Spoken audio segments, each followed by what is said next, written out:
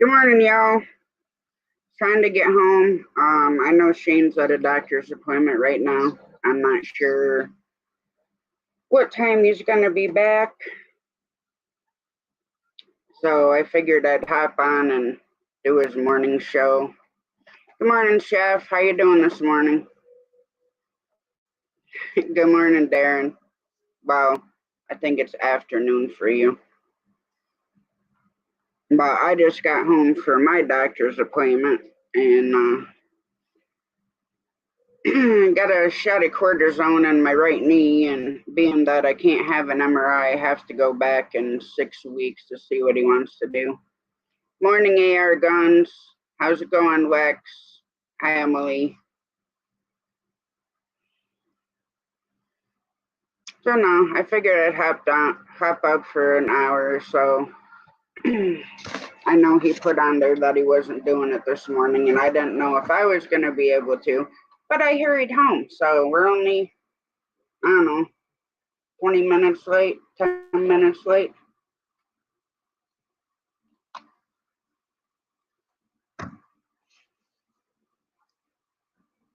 Emily, I have Nightbot to drop links, so if anybody wants their link dropped, type art and Nightbot would drop your link. So what's everybody doing for today? It's been raining here since yesterday on and off, and then we had a couple thunderstorms last night.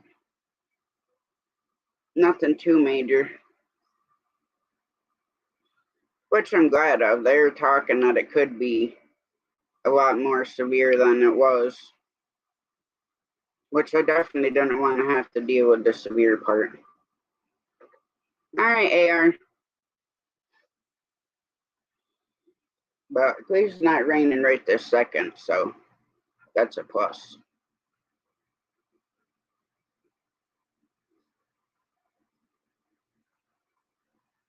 You'll be fine, Emily.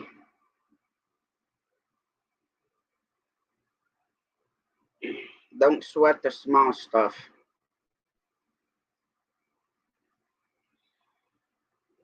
Because it's definitely not worth stressing over.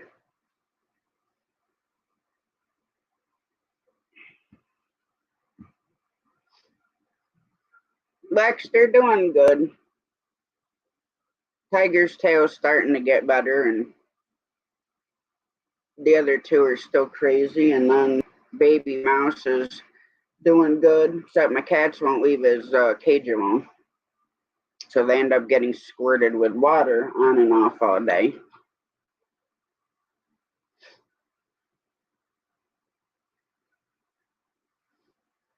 They do, but the kitten is the one that wants to paw at his cage and then wakes him up. And my big 14-pound cat, she just wants to sit there and watch him. Exactly, Darren. Life's too short to worry about, you know, whether it's stress on here or stress in life. I know it's hard. I deal with a lot of stress, but I try not to let it bother me. But, you know, sometimes it does, but you just got to move past it.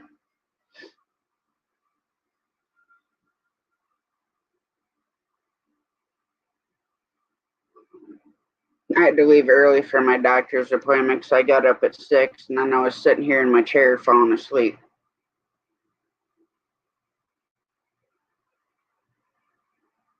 Morning, Beverly.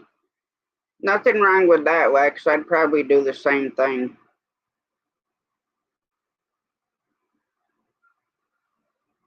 Yep, 100%, Darren.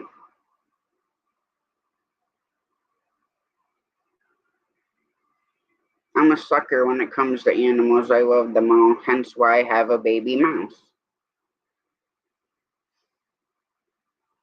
And he's still funny.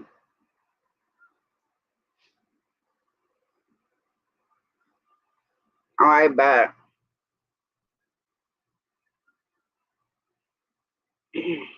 I know there's a couple around here, but most of them don't come too close. They do once in a while, but most time you don't see them. And most of the ones that are around here, I swear they're crossed with Maine Coons because they are so big. Like my tiger, I found her and her brother out in our old camper. And I had to raise them bottle fed. The mother abandoned them. They were super dehydrated, had to take them to the vet right away, give them lots of fluids and stuff like that. But they're definitely healthy. My daughter has Tiger's brother, and he's like 15 pounds. And then when I took Tiger to the vet for her tail, she's 14 pounds. And I just weighed her, I think, about a month or so ago, and she was only 12.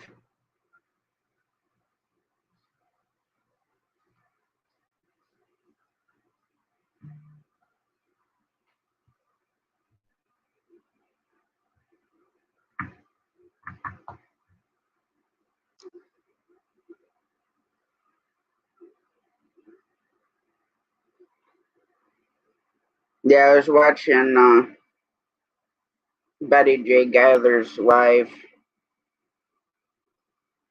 this morning, well, her premiere. She was talking about how the snakes slither in and leave a mess and, try to disrupt you and tear you down, and then they just slither right back out, leaving, all their muck behind.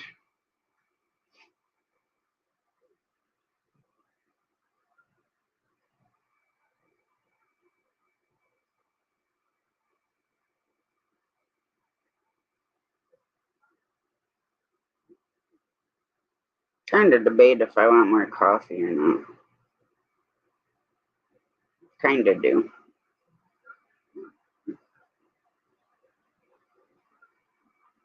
Some days I feel like I need an IV of coffee.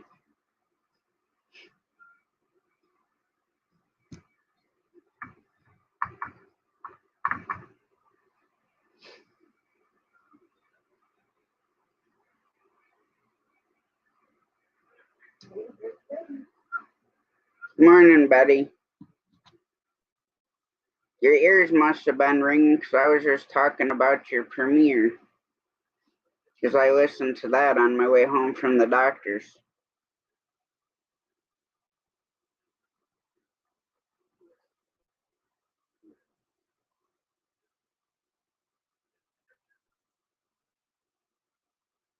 Hang on a second, I'm going to create a banner here.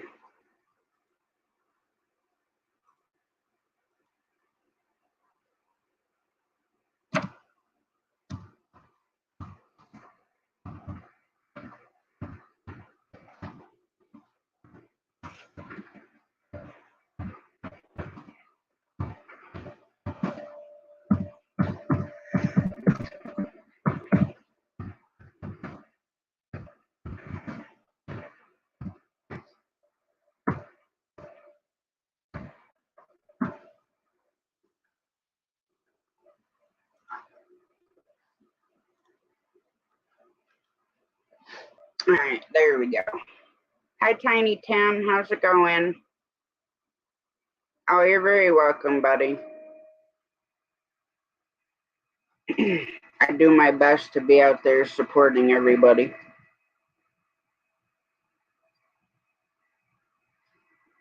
Because to me, I worry about other people's numbers. I don't care about mine. Granted, yeah, everybody wants, your numbers to go up, but that's not why I'm here.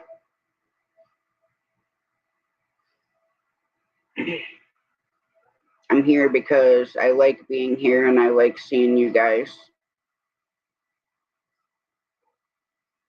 and getting to talk with all of you.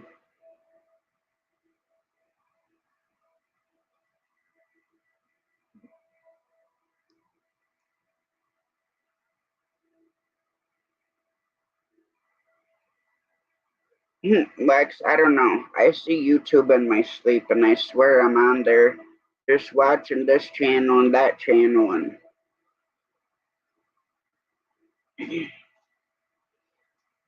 sometimes I don't even remember that I watched it until I wake up and I'm like, oh.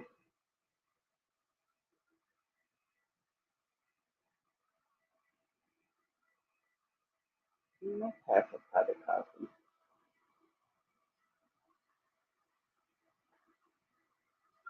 Oh, I feel like I got an eyelash in my eye.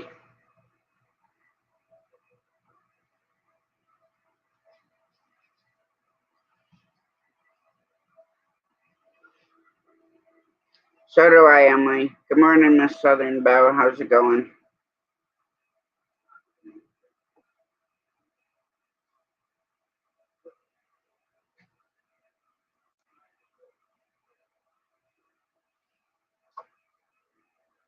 My Monday's good. I just went and got a cortisone shot in my right knee to see if that helps. I'm not always positive about those injections.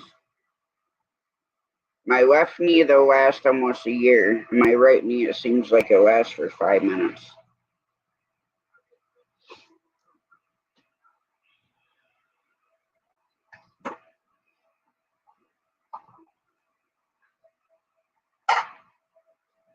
Yeah, I feel like I have an eyelash in my eye. I could have one that's hanging down, but it's kind of driving me nuts.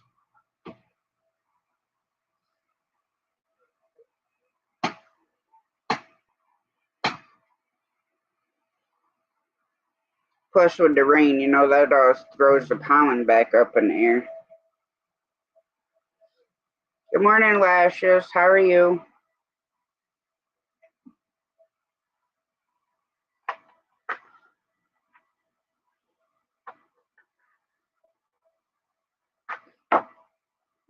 And yeah, I'm a little bit quieter than Shane is in the morning. Good morning, Vicky. How are you this morning?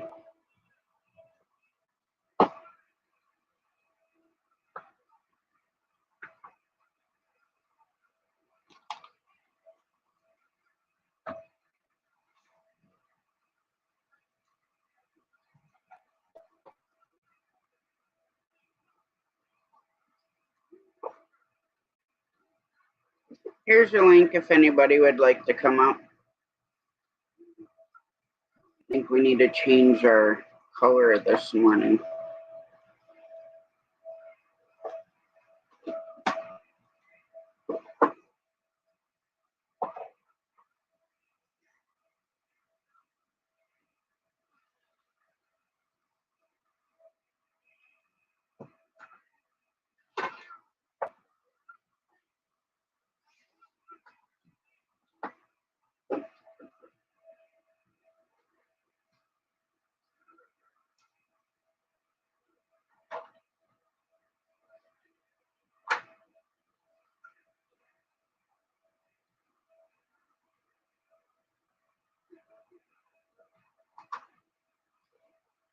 Yeah, I've had a lot of those epidural injections in my spine before I had my wonderful 12 spine surgeries.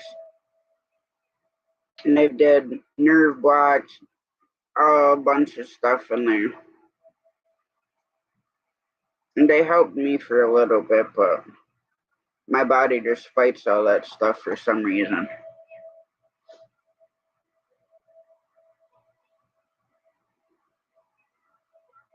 For sure, Darren, definitely.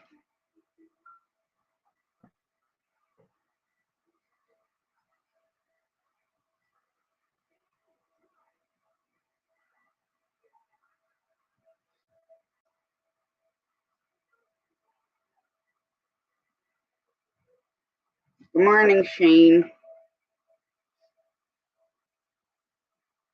I got home in time. A little bit late.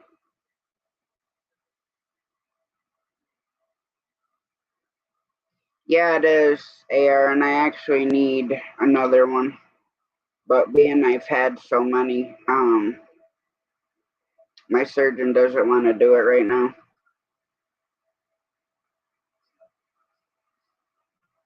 Because back in 2018, when my cage malfunctioned and it broke my back. So the only thing holding my L4, L3 together is just this tiny little clip about like this big. Good morning, Mom. How are you and Graham doing this morning?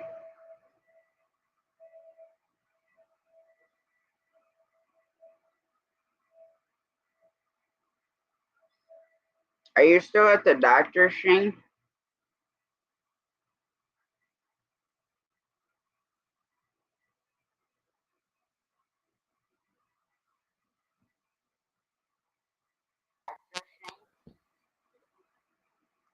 Yeah. Good morning. Yeah. I'm still there. I think you guys everywhere is with me. Yeah. But I wasn't sure if you were going to be back in time, so I'm like, you know what? I'll hurry home. Yeah, no. Oh, I gotta shut something off. No, it was on telephone. It was It was one of those telephone things. So it was quick. Yeah. And I told him, I'm healthy as a horse. Leave me alone. And he said the same thing.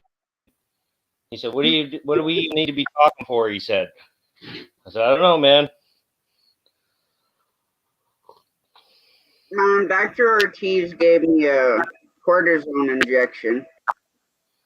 He wanted to have me do an MRI, but I can't do that because of my spinal cord stimulator. And he said he'd hate to have to go back in with the scope because I thought he did my left knee, but it was my right knee. So I have to go back in 6 weeks and see Karen and go from there. Okay. So both doctors will be awesome for Monday. Yeah. Motivation Monday here at the truck stop. Well, I wasn't sure if when you're done if you were gonna go live or not, so I'm like, you know what? I'll go live for a while. No, I just think you were up and me and the doc finished. So I said, you know what? I'm just truck stops open. You know what I was going to say at first? I was going to put in the thing. I was going to say bacon, eggs, toast, uh, cucumber water. But then I thought, no, I better not do that. I'll just come in. Hey, mother hen, what's up?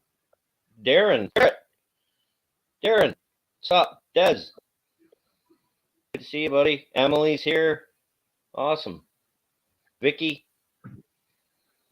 Jamie's home. Yes. Or no, she's at work. Home. Oh, No, is she home? Okay. Yeah, they have not a lot of work, so instead of working 4 days a week, she'll only be working 2, which is Tuesday, Wednesday. That's crazy to hear that about that big place. That is crazy to hear that. You know. Well, yeah. I mean, it's crazy. They're probably don't. I mean, as far as trucking goes, that never really slows down. You still have work. Yeah. But I don't know. I watched a couple of the YouTube videos where buddies are driving, they're filming their drives, and they drive to these big centers, and it's hundreds and hundreds of tractor trailers, all docked, all waiting to get in, waiting to get out. I'm just like, I don't know how you guys do it. You want to see a big Walmart DC, you should look up home office in Bentonville, Arkansas. Yeah, that's Beverly Everybody, yeah, that's cool. Let's Thank you all, guys very much. yeah, let's always remember them.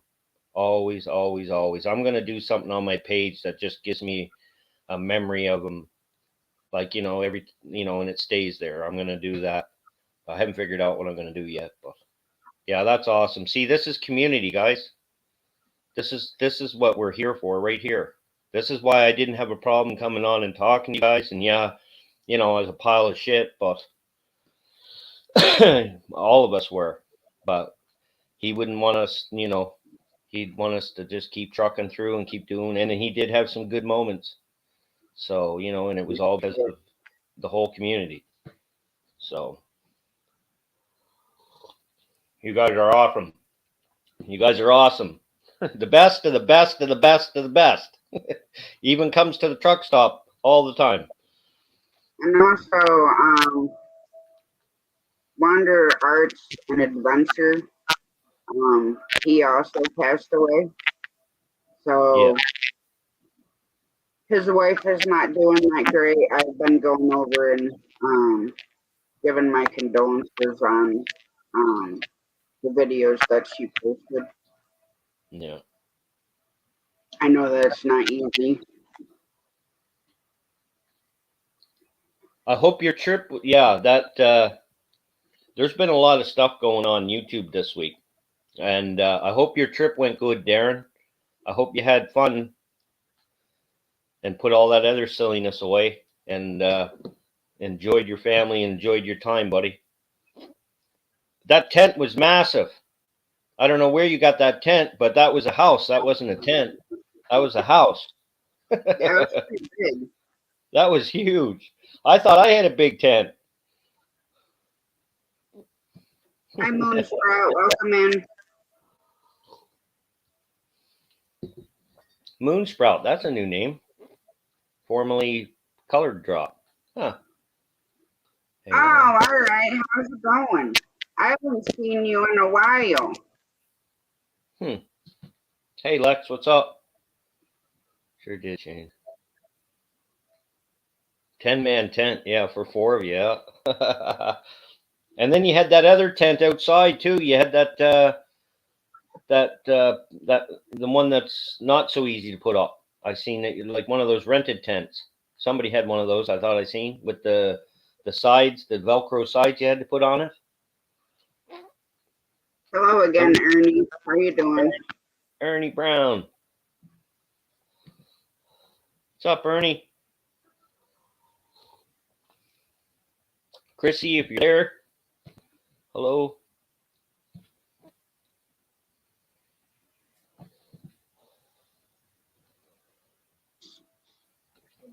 What are you doing sitting like that? Yo, or Yadi. Listening and trying to fry bread. Oh, Ernie. My grandmother used to do that. We call them toutons. They're called toutons down here in Nova Scotia. But every time my grandmother would bake bread, she would do that for us. And it is Good so morning, good. Judah. How's it going?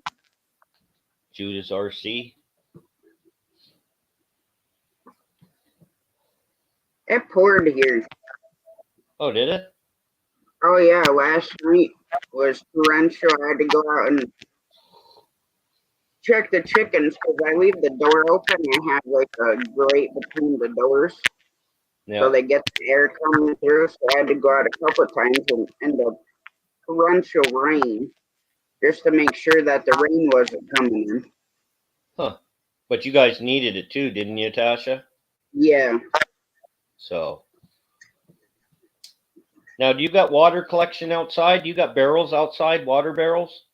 Do you? yeah, Yeah, we got two. We got a couple too. yeah. We have like 6 of them. A couple by the garage to catch the water coming off that roof. And then we have a couple sitting there catching the water off mom's back porch. Yeah.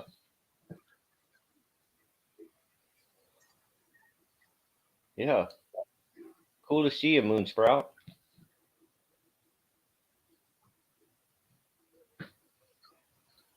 Thanks. Oh, nice cup of coffee. Hey, Jamie. Hey.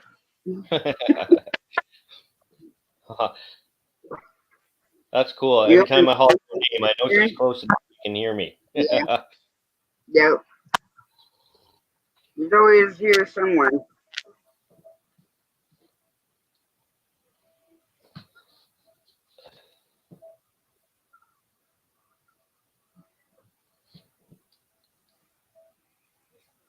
Darren's going away again. I don't doubt it, buddy. We're going too. We're going too, Darren. We're gonna copy each other, Darren, because we're going away. Crystal's got us planned in another 2 weeks. We're going again with the tent and another on the camp. Well, damn, that's when I was going to plan the 36 hours. You know what? I'm gonna tell you. The last 24-hour we did, and I went camping after that, it wasn't so bad because once I got to the campsite, I had a couple of beer and I woke right up. And I was like, okay, so maybe we might have to, I don't know, 36 hour. We're only doing 36 hour. Tasha, what are you talking about? 48. The birds and the bees, Mm-hmm. the birds and the trees. Yes. It's cool to be at. It is, Darren. It was so peaceful there. I didn't want to leave, sure. I wanted to stay there. I didn't Wow, want to leave. 103 in Texas today. Woof. Yeah, this heat stuff's got to quit. We've been dealing with it here too, Moon Sprout in Nova Scotia, Canada. Usually we don't get nothing like that. In the last 4 or 5 days, it's been brutal here. Fans aren't working. We actually got an air conditioner coming today. So one of the window ones, like the Yeah. mounted ones, we got one coming today. Crystal's picking it up Well, after that's work, good. and we're gonna put that in and see. Hopefully, it'll help out. Yeah, I'm sure it will. Hmm. And Moonsprout, that jelly that you're making sounds really good. The prickly pear, and then Yep. I'm gonna do the Mustang grape tomorrow. Prickly pear. Yep. I don't even think I've ever had like the fruit itself. I didn't even think you could eat it. I knew you could get water from a cactus, but I didn't think you could eat the flowers on it. And then Jesse sent us a bottle of prickly pear jelly. It's some good. Oh, I bet. Well, I know Grayson liked them. I think there's half a bottle each. I think there's half a bottle each left now. There's not much left. And then the spices are going down pretty good too. He used them again last night. He did barbecue last night. Did pork chops for us again. Well, that sounds good. Well, I had to clean the grill up, so I went and took it all apart and cleaned it all up and scrubbed it all out. And then I was like, "Hey, man, you want to try it out?" And he said, "Yeah." So we got pork chops out, and he cooked vegetables for us, for me and Crystal. Did an awesome That's job. good. I'm gonna throw some chicken thighs in my Instapot for Yeah. dinner. Well, that's why we want to get a deer this year, is because that new stove we got's got a dehydrator in it. It's got a built-in dehydrator as well as an air fryer. Yep. And I'm like, shit, we got to try that. So we got to get a lot of meat. Yeah, if you're dehydrated, make sure that you use the hindquarters Okay. because um the one section of the hindquarter that's on top of the under muscle, that Mm-hmm. meat is super tender and it makes really good jerky. Okay. I mean, you can use the back strap too, but that meat is so good I don't like to make jerky out of it.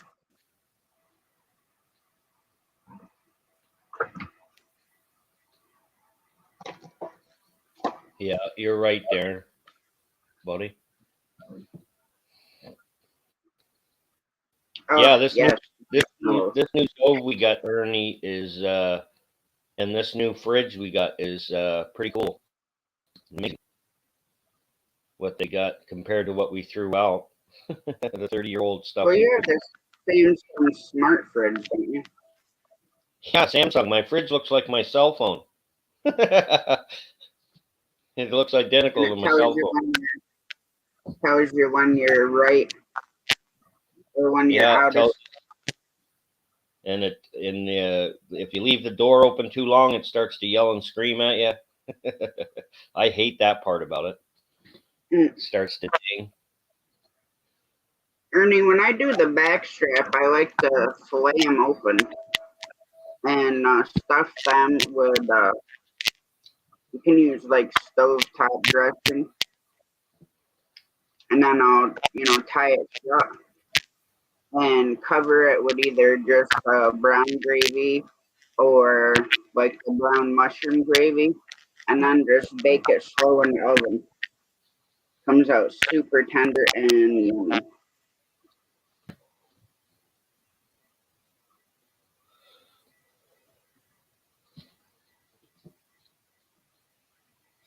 Venison jerky, yeah. Moon sprout, yeah.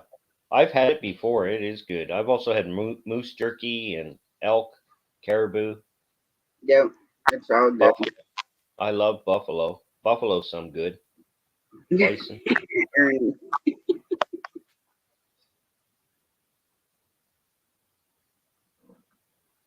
I'll run a deer now. Get me one too, Ernie. I'll come get it, buddy. See, I jinxed myself last hunting season because I bought a freezer. Yeah, well, see, we just bought a freezer too, and that's what I want to fill up. I want to fill that. It's not a big one, but I want to fill it up. A deer would fit in there just nicely, I think. But right now it's full of cow. Or the freezer that I got last year for if we got deer. So I feel I jinxed myself. Yeah, I know, Ernie. Yeah, that's the problem. Logistics.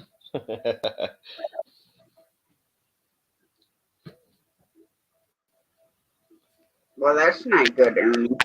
I could go for a fried egg sandwich right now. Oh, Ernie, usually you're having a good breakfast, man. What's the problem today? Well, you were cooking or you were doing bread. That's a good breakfast. They're so good, Totans, man. I bet you Darren has something like that, fried bread over in the UK. I don't know where it came from, but my grandmother used to do it all the time. And Good morning, Urban Gardening. Nobody bakes bread anymore. Or they got a machine that bakes your bread for you. My mom makes it homemade. Yeah, see. My mom hasn't done it. Crystal makes some good rolls. She makes some good rolls and biscuits. She does. Right. I live in for Jesus. How's it going? Yeah. Darren, you're right, man. Now, what are you guys trying to do? Get me hungry? Well, I'm starving. Are ya? See? Now I'm going to be starving in a second here.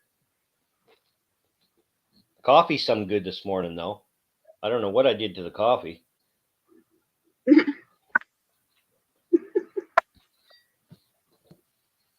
Jamie got this. Let me see that bag of coffee that you got. We have like a food drive here where you can go and get extra help with food. And there's this coffee called Kicking Horse. Okay. Yep. I've never even heard of it before. But that's a ground coffee, isn't it? You put it in a machine?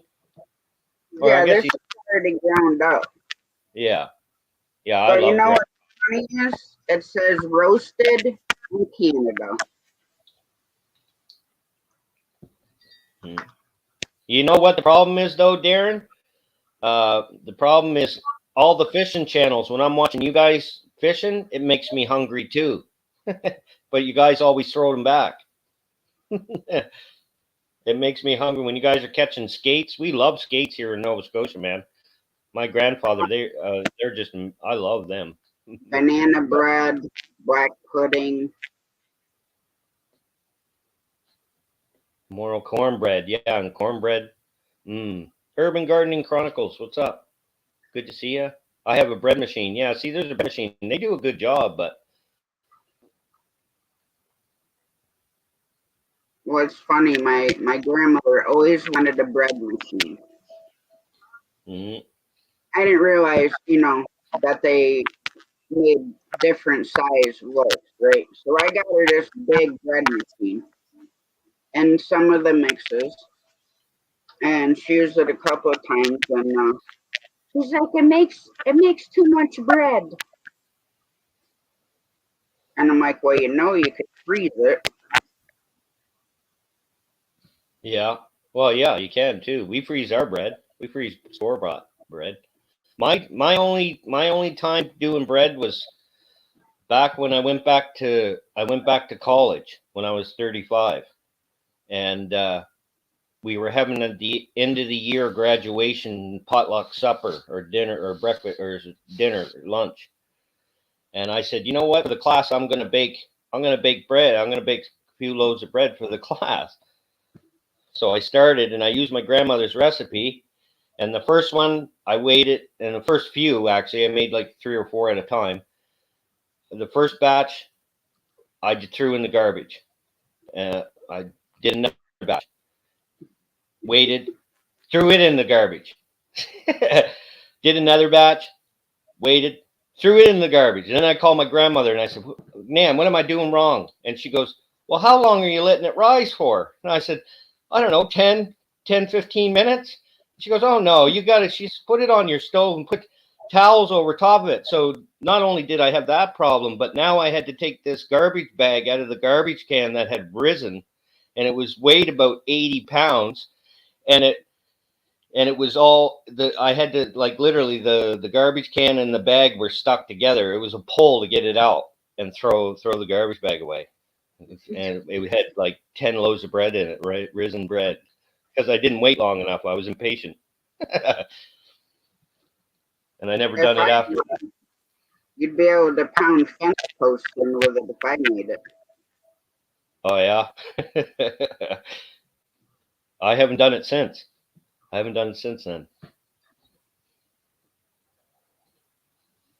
Don't ever put dough to rise in the microwave. I learned that when I was like 5, because I used to have to do things when my mom was sleeping. So I followed her recipe and I mixed it all together. I covered it with a towel and stuck it in the microwave. Well, it blew up all over inside the microwave because yeast has that almost kind of like a gassy thing to it. Let me tell you, that was a sticky mess. No, almost ruined the microwave. Well, I got it all cleaned up. Oh, I can only imagine.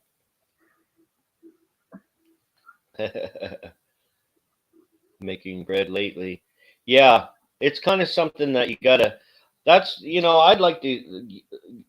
The next bread maker that we find at a yard sale or something, we're gonna pick it up too. I think, because it's getting. Like I said the other day, we did corn on the cob. Are you all right, Tasha? You're stuck. Oh no, okay. I thought you were. All right. No, my daughter was texting me. Her one ferret's not doing good.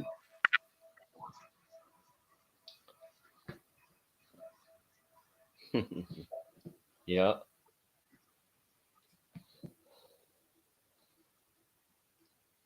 But yeah, when I was little, we had the wood stove, coal stove.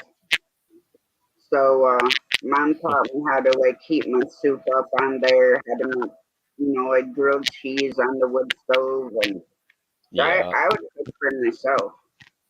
Well, How's it going, Bearded?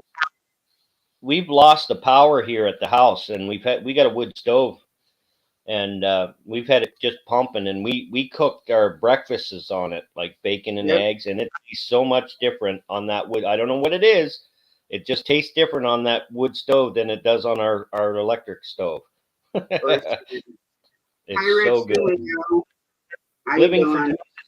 What's up, living for Jesus? And yeah, you're right. All that bread lost. But I didn't think. I thought I ruined it, so I threw it out.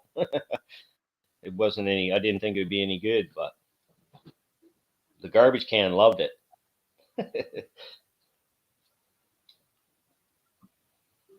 Bearded Eagle. The eagle has landed.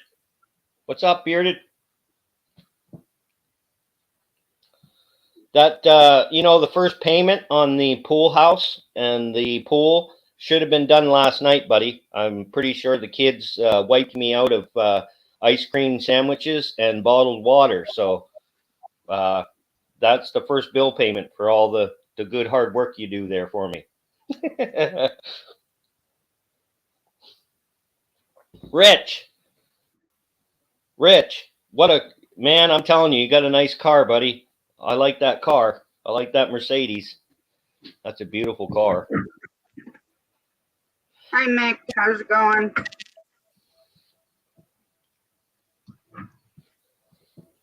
Yeah, I like Have a great day, Mornig. car,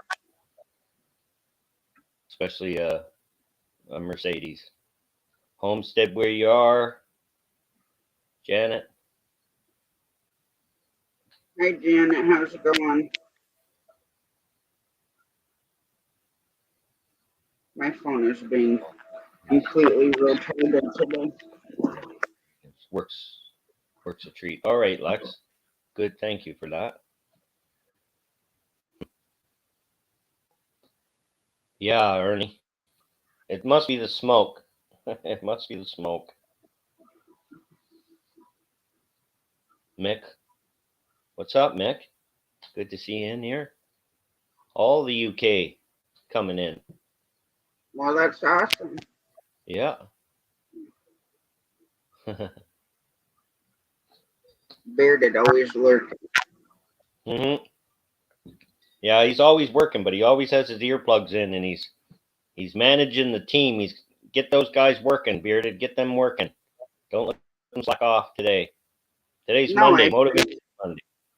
He's always lurking. Lurking. Yeah, I know. Yeah, I know. But when he's lurking, he's still doing his work. He's still talking to his team, and he has us in his ear,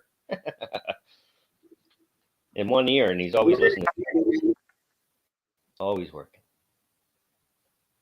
Thanks. All right, Moon Sprout. Thank you. And yeah, definitely got to get out there in the garden before the heat sets in. Yeah. Rich, I'm on my way, buddy. I'll get the dinghy out. I'll blow the dinghy up. I'll get it in the water. I'll be over in a couple of days.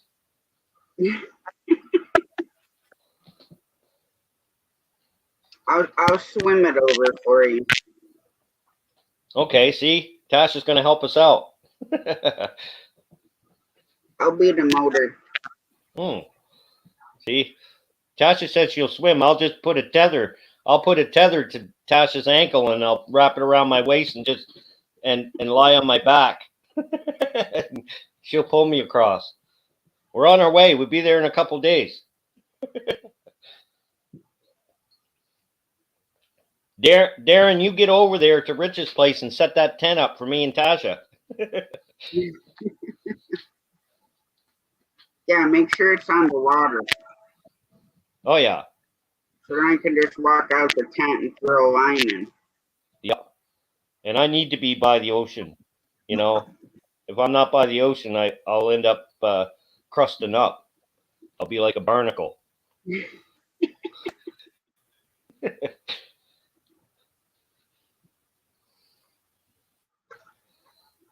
All right, living for Jesus. Have a good one. Thank you for coming in.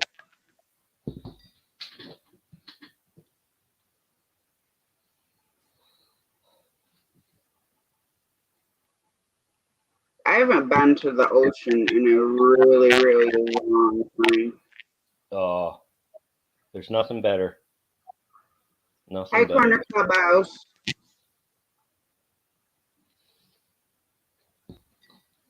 Man, I hope the next coffee I make is as good as that one. I don't know what I did to it.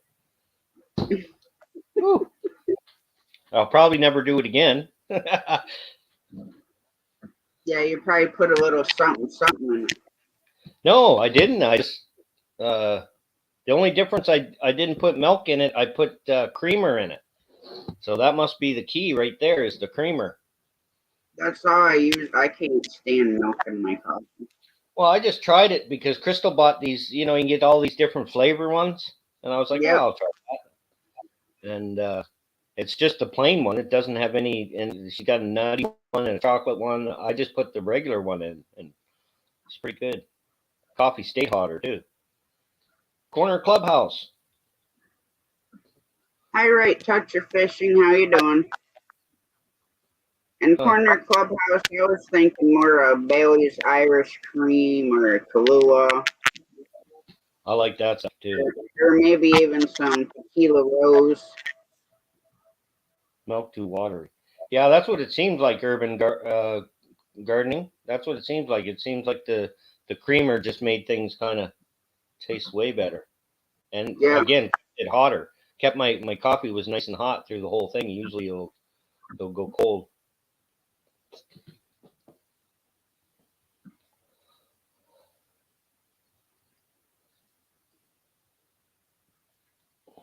Yep, if you want your link dropped, type art. Nightbot will drop your link.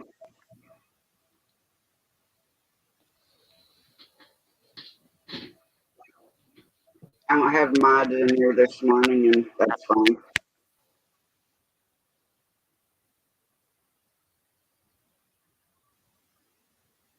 Oh, Judy May. What's up, Judy May? I don't know if I missed you, Judy May. Shit. It's still hot up there, Shane? It's terrible, Tasha. I'm down in the basement, and now my basement's starting to get taken over by just terrible heat. We got fans going, and like I said, today I told Crystal to go pick up a air conditioner at her grandmother's had one there that she said we could have, and I said, well, let's get that and get out here. Have a great day, Emily. We all love you too. Take care, Emily. Yeah, get some sleep.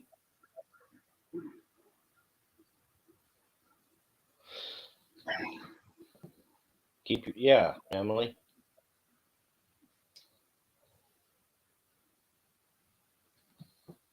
I don't know. I've watched a bunch of lives, where I was we kept following each other everywhere as we were. There was Tasha, or I would go in and I'd see Tasha. Quite a few of them. I imagine that AC in Canada. Yeah, I know, corner. We don't use it very often, but you definitely need it right now. This last 5 days, 4 or 5 days has been brutal. See, UK sent it over.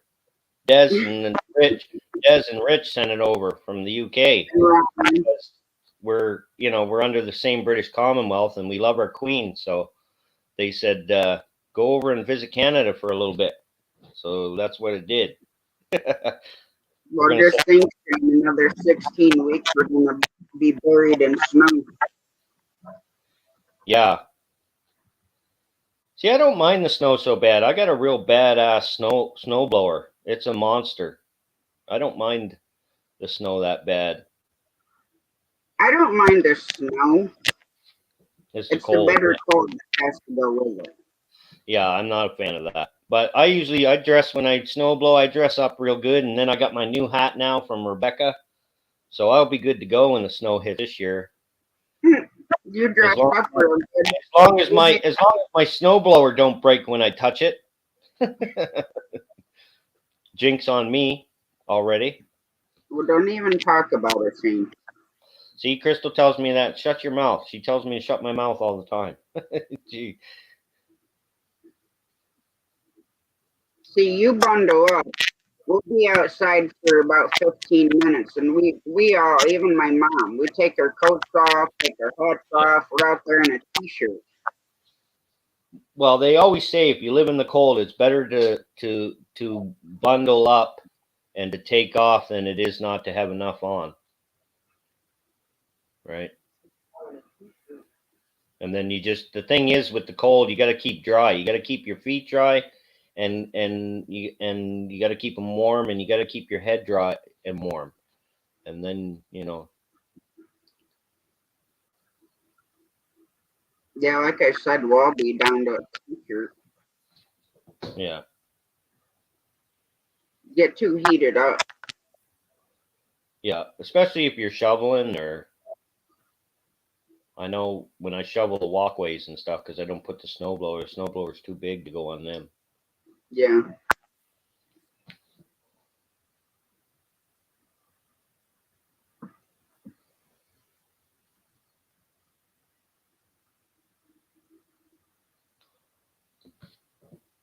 Well, at least it's comfortable corny instead of, being way too hot. I'd rather, be at work and be working in the cool than.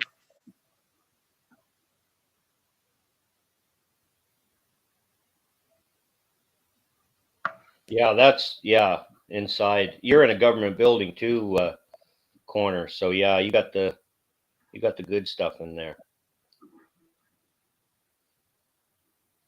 His beard was Yeah, frozen. Yeah. yeah, Yep. That's easy to do here in Canada. especially when we're out there on that ice fishing, and then you get the wind blowing across. So don't take much. I've had like my eyelashes froze. Yep. I've out here when I worked in Alberta, when I was logging in Alberta in the wintertime, we used to log poplar for the paper plants. I remember lots of times we'd get out, it'd be minus 50. And if you closed your eyes for any amount of time, you better have your hands out of your gloves quick, because you wanted to touch your eyes to warm them up, because it's an awful thing when you close your eyes and they're trapped closed and you can't see where you're at and the snow's blowing and you get away from your machine. It's pretty horrible, and it's happened quite a few times to me. I know guys, when I worked out there in Lac La Biche, it was called Lac La Biche. I know guys that used to tether themselves to their machines. They used to tie the little, when they used to get outside to go because it would be so that bad out. And they used to have a thing called ice crystals, where the actual air would have ice crystals in it, and it would be you wouldn't be able to keep your eyes open. And it's horrible.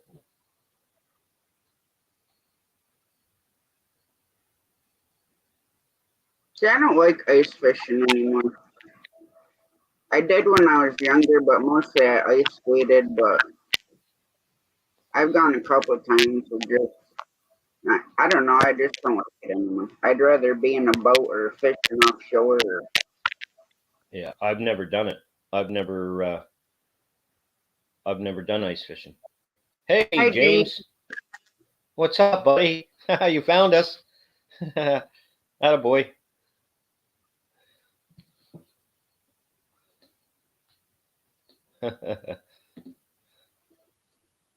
Hey, Christina, if you're there, I imagine you're right behind him.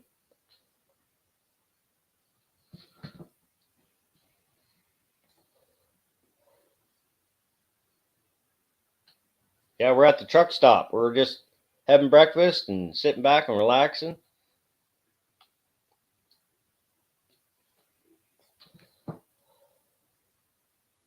I'm ready for some breakfast. Here we go again. We're going to start talking about food again. Over easy egg on toast.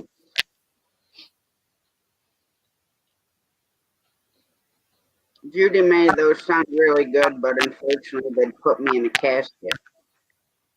Yeah. Crazy Tasha. Allergic to peanut butter. Since 2008, I have not been able to eat peanut butter. Yeah. See? Tasha's silly. I keep threatening. I tell my mom all the time, I'm going to buy a box of creamy peanut butter and a big box of Reese's peanut butter cups, and I'm going to put peanut butter on those, and I'm going to eat them. Yeah, peanut butter is so good. Peanut butter is so Mm-hmm. good. I eat sunflower butter now. Good morning, Rich. How's it going? There he is. Rich, we were just talking about you. You know, it's kind of like Devil Dog, you know?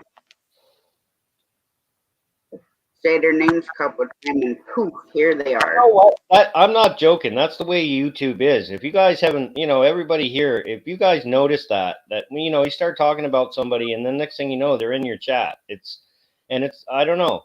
It's something fishy going on, you guys. What are you doing? Tell me. Let me in on the secret so I know how to do it. You guys are just bullying me.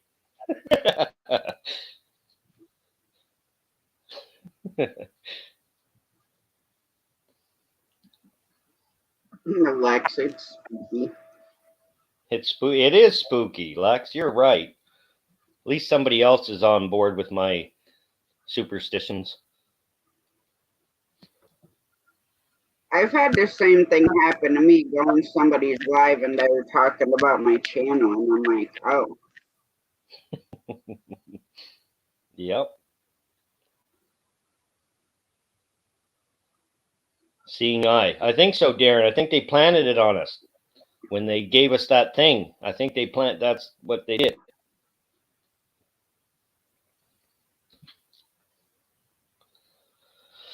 I hope they are watching because I can't wait till they see the ones when I'm in the shower. That's really going to shut them off.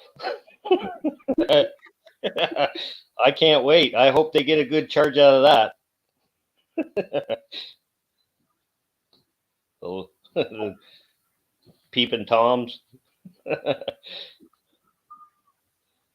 keep the curtains shut. No, I'm showing them all. If we got that eye on, I'm showing them all. I'm not even no shower curtains. The doors are open. Yeah. Windows are wide open. They'll learn their lesson sooner or later.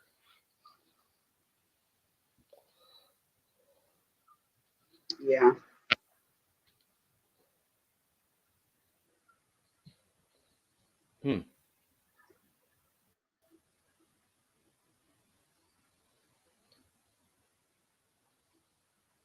AR guns. What's up?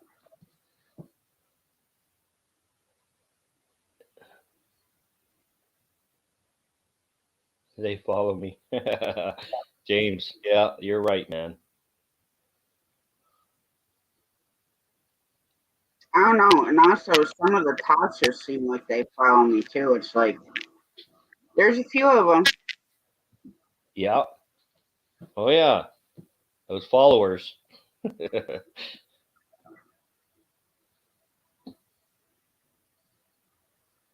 We got Natasha, Tasha.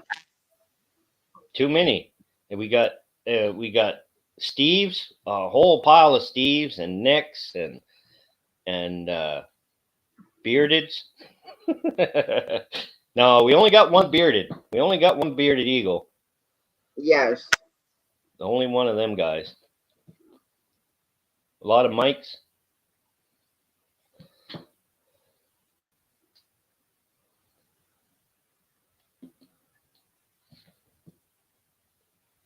Oh, 11 carts. We got a couple Shanes though. We got a couple Shanes. We do? Yeah, I heard another Shane over UK. He's over in the UK. His name's Shane, and just to touch Darren, if you're still here, Darren Barrett, Des, the other day when that silliness was going on, and somebody kept saying Shane, and I was like, I'm not even in there. What the hell are you talking about? I'm not even in on that live. Don't say my name.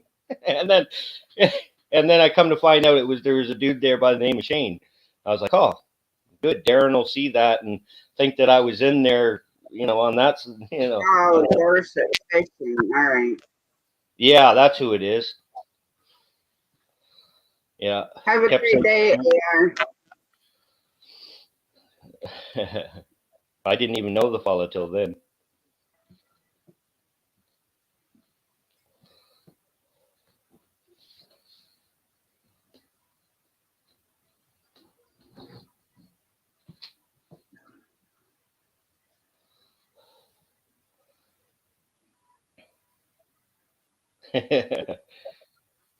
Yeah. I work a lot of times. I don't always say something when I go in. I'll give it a thumbs up, but I don't always say something. Yeah. Yeah, there's a lot of Jamies and Jameses. You're right, James. Jamie. See, my best friend's Jamie. So I love Jamies. I've always had a love for Jamies. Then you two can sit there and drink your nasty cucumber water. We are gonna. Someday all the Jamies and all of us are gonna get together and drink cucumber water. All together, happily. That's right. Nice and cold. Oh. Yep.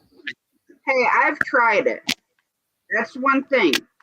I will at least try something before I say I don't like it. Yeah, well, you'll have to try it again, Tasha. I've tried it a couple of times, Shane. I don't like it. Yeah. I've even tried the aloe water, and that made me want to throw up. I haven't tried that. I can't wait to try that. I want to try that. I would mix it myself, but I'd probably poison myself.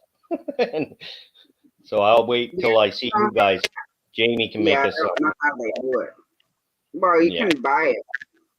Oh, you can buy it? Oh. Yeah.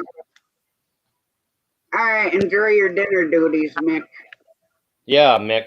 See ya. Have a great night, evening. I know pretty much everybody over there is at least 5 hours ahead. Yeah. Yeah.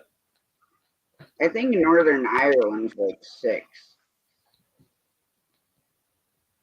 I don't remember. I think Northern England. I'm pretty sure Shez. You know Shez? Shez 73. She's from Northern England. I think she's 6 hours ahead of us. Canada, anyway. Yeah, I got friends that live in Northern Ireland. Yeah.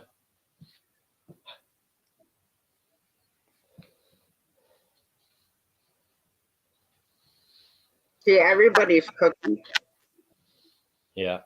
Stop your cooking. Nick, it's time for dinner there. Still breakfast. Well, it's going to be brunch here. Yeah, well, see, we're into... Yeah, it's only coming into lunchtime for me and Tasha.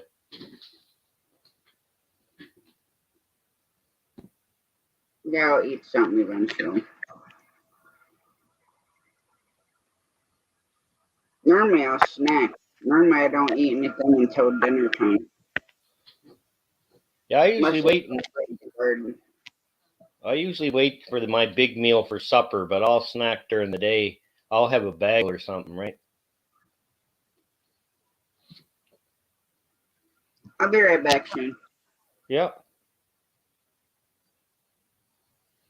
Yeah, see, Tasha went to get something to eat already.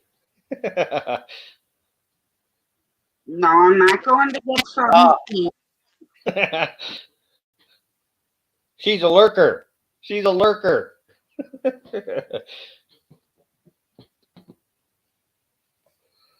Get peanut butter. Oh, come on. Rich, really? Oh.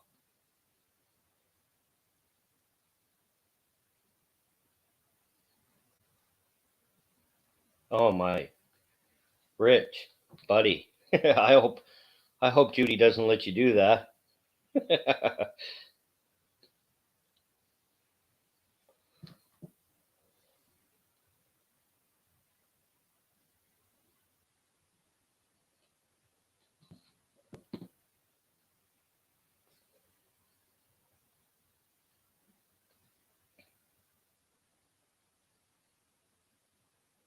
Oh, oh, nice. Darren.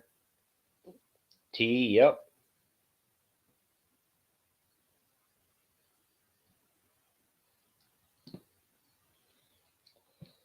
I like me a cup of tea every now and again, too.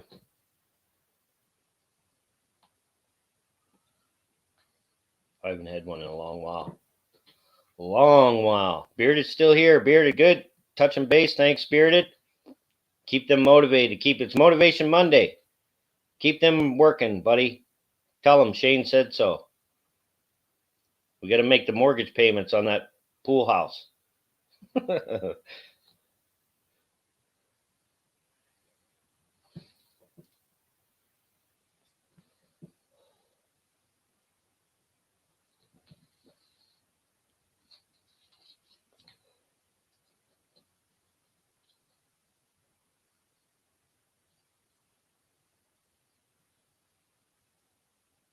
Yeah. See, Tasha? Yeah, that just Rich is crazy. Rich is just crazy. That's my James. See another James. All the Jameses are showing up. James, good to see you. Thanks for coming in. Awesome. All the Jameses are here. Jamies and James. All the Jamies. Everybody can be Jamies. We got them all coming in.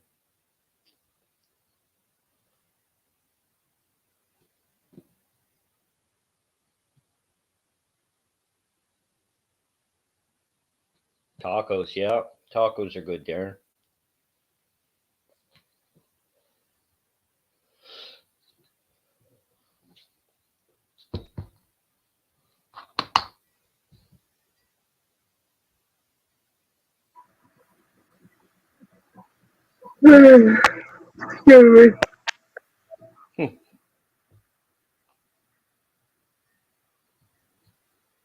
Yes, I watched that, Rick. Oh, it was a challenge. Oh, jeez. I don't know if sunflower butter and mayo or Miracle Whip dipped in pickle juice would. No, Jamie'd probably eat it. Yeah, because she loves pickles and pickle juice, and I'll drink it right out the jar. That's good for you, though, Jamie. That's supposed to be somewhat good for you. My grandmother did that for years and years and years, and she's 94 now, and she's still got she's still going and got all her everything's cool with her. Her body's slowing down on her. But she did that Rich, forever. wasn't it just peanut butter and pickle, and then you did the other stuff of it?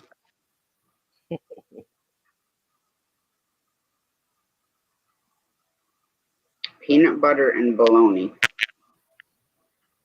Oh my God, Rich. Man, I told you guys earlier. Rich is crazy. Now, are you frying this bologna, James, or are you just doing regular? Peanut butter and bologna. Huh, James.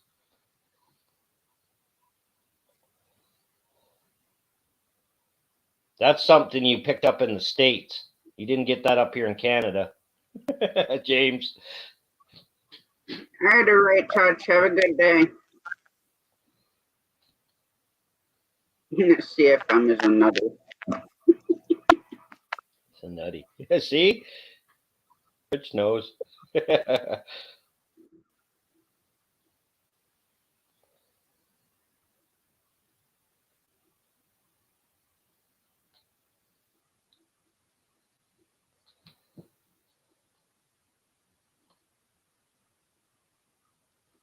I told Mom we need to figure out a way to heat the pool. Do you want me to tell you a way that I had a friend of mine do it cheap? What? He took PVC pipe and he made a grid. He put all the he made a grid. He made it all like a snake, and what he did was he put that near the pool, and it was black. It was all black PVC piping. He plumbed it all together. He made almost like a radiator. And what he did was then he put a little tiny electric pump, a water pump in it, and he just, when the sun's beating on it, it would circulate through and then back into the pool. And as it circulates, the sun heats it up and puts it back in the pool. He did it for next to nothing, and it works. And he also put it behind glass. He also the radiator party built a wooden box, and he put it inside of that, and then he put a piece of glass on top of it, or plexiglass, and it works amazing, I guess. Well, I don't know if that'd work in the winter. We don't have much sun. Yeah, I don't think he uses it. I don't think he uses it. I think he only uses it like coming up into pool weather time, right? Well, yeah, I want to be able to swim all year round, though. Yeah, I don't know. I don't know how it works. I think he drains his in the winter anyway. Like he drains it down so far. Yeah, we drain ours down too. But yeah, that's what he did. He built this thing out of PVC, and I guess it works pretty awesome. Probably could almost run a wood stove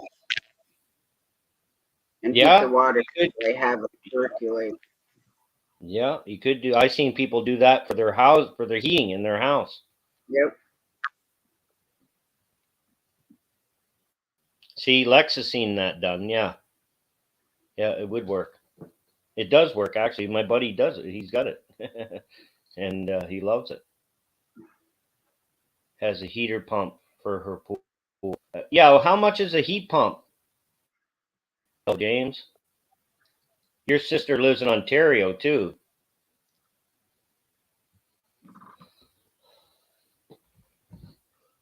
You're gonna power out the chair, get the old baby.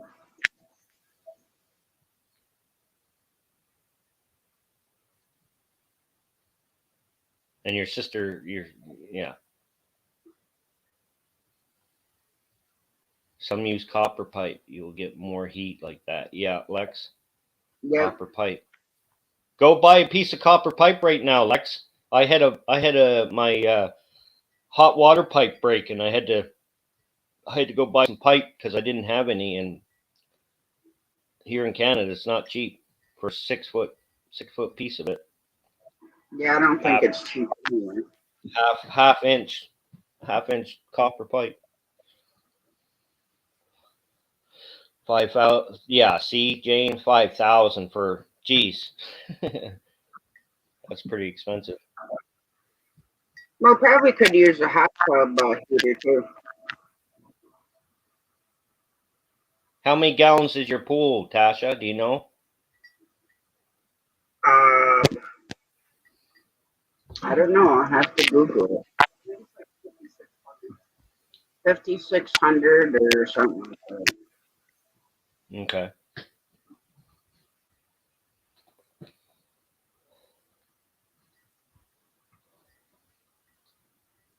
Now, you gotta take care of the chemicals and all that too, right? You guys gotta put in pucks and all that, keep the water clean. We shock it, and then Mom got this new stuff that does a couple different things. And then before it rains, we normally throw in some algicide. Okay. And then we have the floaters with the chlorine tablets. Yeah.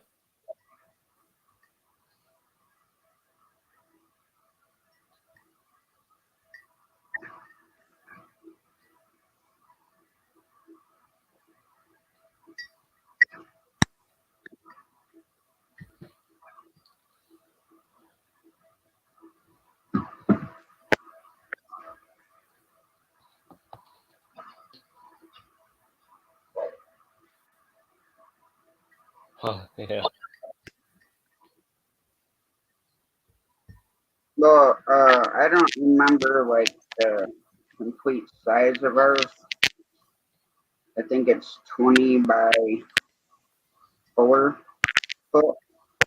But an 18 by 36 foot is 19,400 gallons.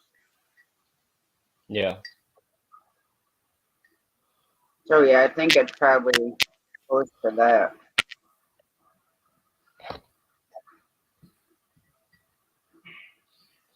Yeah, 20-inch 4-foot walls is 9,400 gallons. Yeah, Mother Hen. How Yes, big's your Mother. pool? How big's your pool, Mother Hen? Do you know? I'm pretty sure it's 20 by 4. Well, 20 by 36. Yeah, it's bigger than mine. Well, she's a little bit taller because she is 4'11", but I think she's more like 4'8" by now. I keep telling her she's shrinking. That happens. My grandmother, my 94-year-old grandmother, she's lost like almost 2 inches. I'm not joking. Her discs all compressed, but again, she's 94. You're all good, Rich.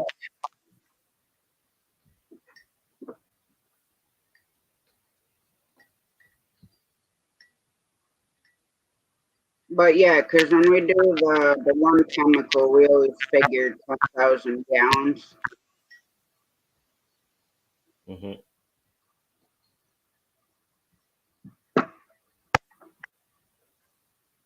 Yeah, 20 by 4, so it's 9,600 gallons. Good morning, Big Yeah. Matt. How's it going? Hey, Big Matt, what's up?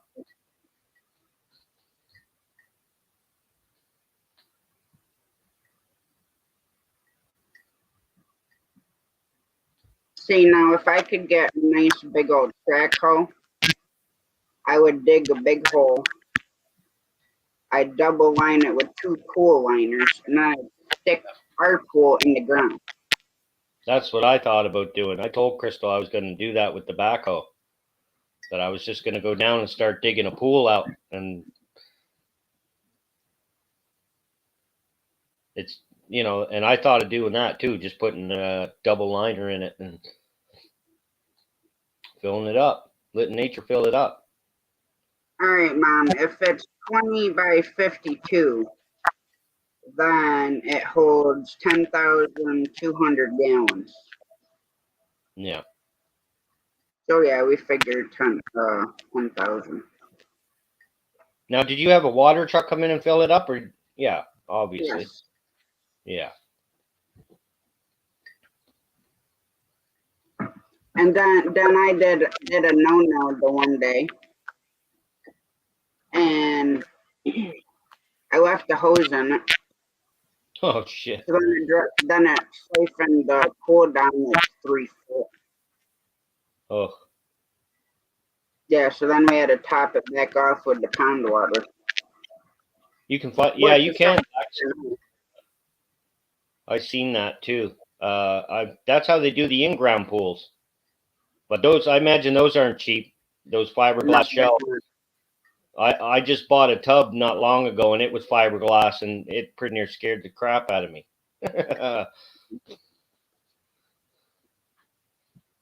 No, I don't want to waste it. Walmart pools are 500 and pretty big, Shane. Yeah, James, we've seen those. We've had a couple of those in the years. We've had a couple of those. We had the one that, you blow the ring up and then you fill it up and it floats. It one of those cheapos, but it only lasted 2 years and that was it. It was done. If that, it didn't even last 2 years. The one Mom had lasted quite a few years, and it was the blow up ring. Oh yeah, and we had a big one too. Took it down every year. Yeah, well, we took ours down. But it's still just, and I probably wasn't easy with it. Well, when the vid started, you couldn't find a pool anywhere. Mm. And then one day, Jamie was surfing the internet and found a pool, and they literally had like a couple left. So Mom ordered it right away. Yeah. Because we were going down to the creek and go swimming, which is really not. I mean, it's deep. Yeah. Well, that's the thing about around where we live. There's so many swimming holes, right? There's so many huge swimming holes. I mean, there's 2 parts where we can go swimming, and it's the Schoharie Creek. We go fishing James, we go fishing all down behind your dad's place, down behind the farm. You know that creek that ran down, the little creek that runs off of the bay? We fish all down back of there. There's some good fishing back there.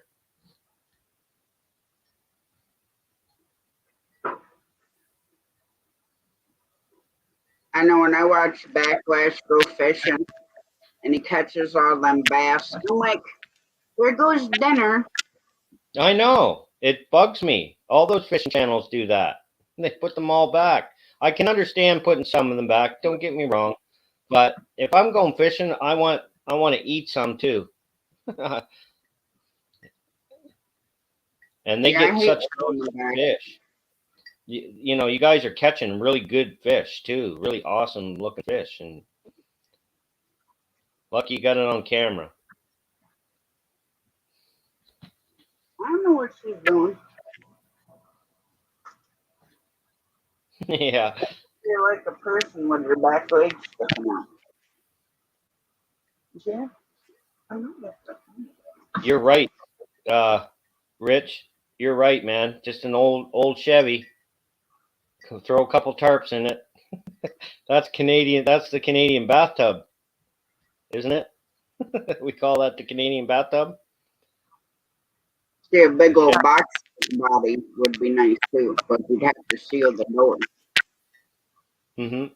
and then cut a big hole in the top and put the liner down in like that. Then it'd be nice and deep. Yeah. Yeah, another good idea. I've seen people. I've seen people take containers. You know the sea deck containers. Yep. Cut the top off them and make them into pools. Weld them all up and make them into pools, and those are fantastic pools. But you got to See, get a now couple. those would be good to stick in the ground. Yeah, you just put them in the ground and don't have to worry. Weld them all up. Weld all the doors shut. Make sure your welds are good. Fill it full of water. Make sure no leaks. Well, yeah, because a lot of them boxes are 13.6. I mean, sometimes the container bodies are shorter in Yeah. height. Well, you can buy 20 footers. You can buy 48s. You can buy 53s. You can buy what they call a high cube or a regular standard. You can buy a high cube too, which is taller. The containers are a little taller. Yeah. A little wider. Gotta watch some of those up here because not all the bridges are made. I know. 13.6. I've watched so many awesome videos of truck drivers that are just they don't read the signs. Now, if you make a wrong turn, like to go to Secaucus, New Jersey, if you're in a truck and you miss that exit, you'll end up at the Lincoln Tunnel. Trucks can't go through there. Oh crap! It's like a $10,000 fine. Holy shit!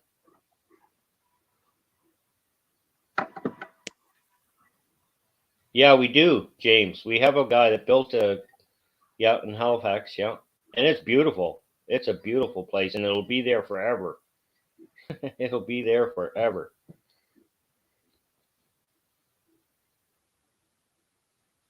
I think so, Mom. I think it took 2 loads to fill the pool, right? Yes, it did. Yeah, 2 loads.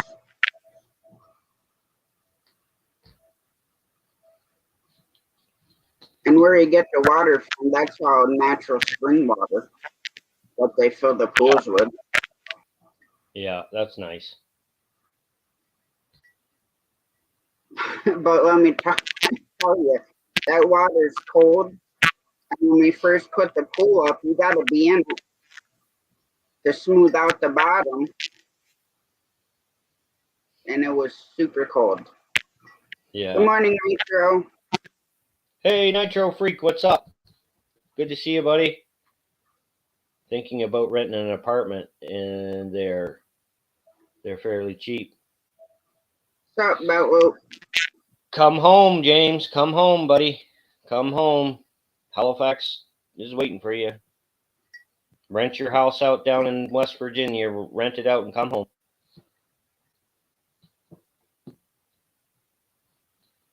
Oh, James moved from up where you are to West Virginia. Yeah, James. Me and James have known each other for 35 years. He moved to the States and joined the 1st Cavalry U.S. Army.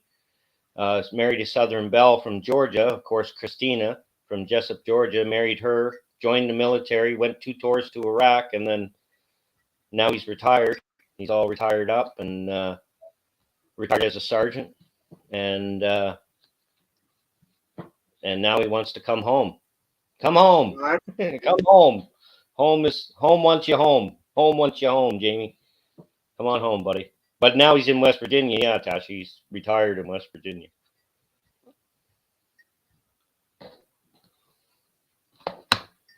Been Working through there many times. Belt Loop. Yeah, it's good to see you, buddy.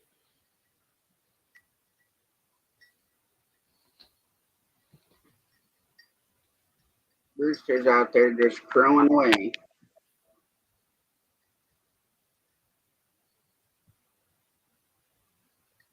I bet you they liked the rain. I bet you the chickens felt good when the rain kind of cooled them down a bit. Well, it was torrential when I let them out this morning. Like, I was soaked. We're all good, Belt Loop. We're all good, buddy. We're all good, man. It's all good. It's Motivation Monday today, Belt Loop. Motivation Monday, buddy. We love Mondays, even at the truck stop. I was having a brain fart when I was doing the description. I'm like, what the heck is Shane called Mondays? Yeah. I couldn't remember. Yeah, I'm like, Motivation okay, Monday. we'll just leave that blank.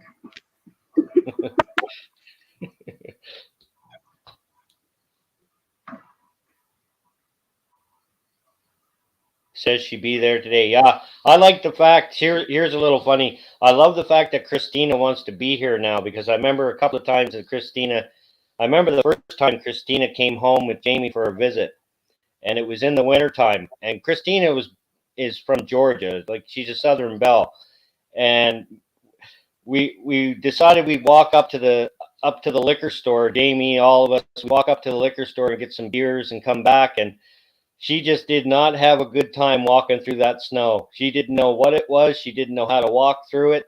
And poor me and Jamie, we were used to it, right? And she was a mess while trying to walk in snow. She never seen it before. And ice. She kept falling down. Yeah, that ice is no fun though. No, it's not. No, for anybody, but they do, Belt Loop, and one heck of a breakfast.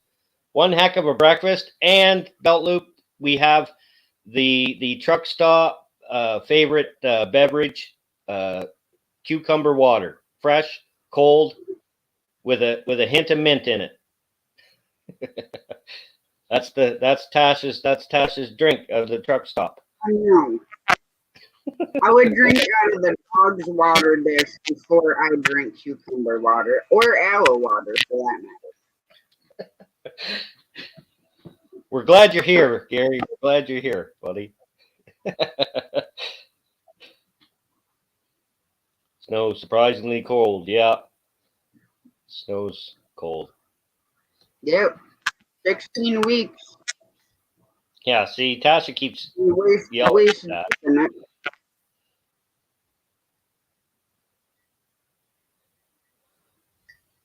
That's what really stinks, is because those 16 weeks will fly by.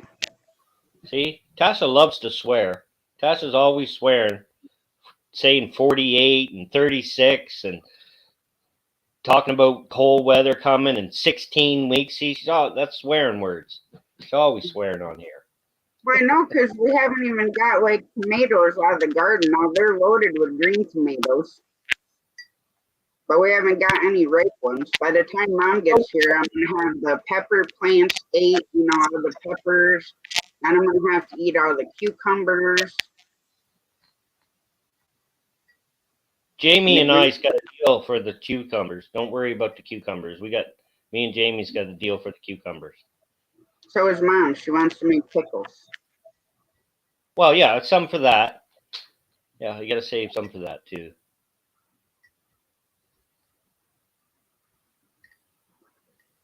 Gary, the only thing I plan on doing is taking a nap. I'll probably have to ice my knee, though, where I got the cortisone shot this Here, I'll be morning. back. All right, Sam. See, he had to go check to see if it was snowing yet.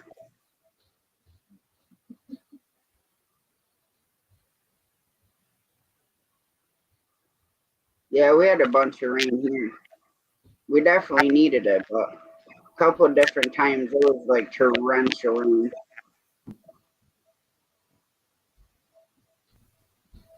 Yeah, I like fried green tomatoes too. And my mom makes, well, I don't think she's made it in a while, but she used to make green tomato jam. And I love that too.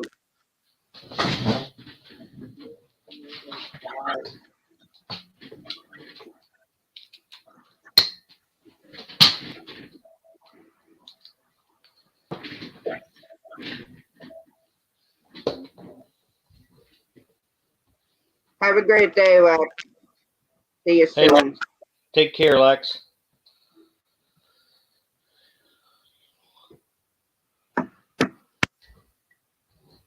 Wow, it doesn't seem like we've been going an hour and a half already. No, it doesn't. Hedgehog, Laura. How's it going? Yeah, James, it is really good. I don't know if Mom's still in here, but I think she used like strawberry jello mix, I think, that she puts in with the green tomato jam, but I don't remember for sure. All I know is it's yummy. Don't you guys eat fried green tomatoes too, Tasha? Yes. Yeah. Yeah, we just don't have a lot of big ones right now to be able to do the fried green tomatoes, but yeah, like breaded and deep fried. Huh. Wonder if you could make like you know how you do like the eggplant parmesan? I wonder No. if you could do that with the green tomatoes. I think the idea of, well, anything deep fried. I'll eat anything deep fried. Deep fried green tomatoes. That sounds pretty good. Mm-hmm. Beer battered green beans, Yeah. or like cauliflower and broccoli. Hmm. Yeah, I was at the doctor earlier this morning. Yeah, it was kind of a doctor's today. We should have called today Doctor Monday. Yeah. Everybody was at the doctor. Hope all the good reports. I hope everybody gets good reports. My doctor told me off this morning. So I was like, okay, cool. I'll see you again. I hope everybody. Sorry about that. I always do that. Oh, not much. I just woke up. I feel cold for some reason. Probably because this fan on me and the fact that I just got up and the air conditioner was on. Yeah, your voice sounds a little hoarse. Yeah, I think it takes me a little while to wake up. In fact, give me a second. I'm going to plug in this here. Hey, big time.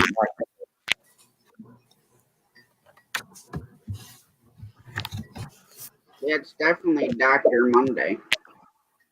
Yeah. Dr. Monday. Okay. Yeah, everybody had a doctor meeting. And then Laura's at the doctor's. I was at the doctor's. Shane at a video doctor's. Yeah. Yep. Sounds good to me. I love that. I love the video doctor. I love the video doctor. That's So pretty. do That I. works slick. I need to go to a computer doctor, I reckon, because my computer just ain't quite as quick as it used to be. It's a fairly new computer. I just need to I don't know, defrag or whatever Clean it it is up. they do. Yeah, clean it up. Oh no. So Natasha, I know that I know Shane is up there in Canada. Are you? And I know you told me before, but I can't ever seem to remember. My brain is like full of Swiss cheese, especially when it's early in the morning. What state are you in? We're in upstate New York, at the base of the Adirondack Park. Okay. So, and we're You basically the highest point in Montgomery County. okay? Now you also got the Allegheny foothills up there in New York too, don't you? At least that's what I'm told. Over there by where is that? Well, we have the Catskill Mountains too. Yeah, by Olean, New York. Yeah, that's out by Buffalo, I think. It is. In fact, I've only been to New York one time.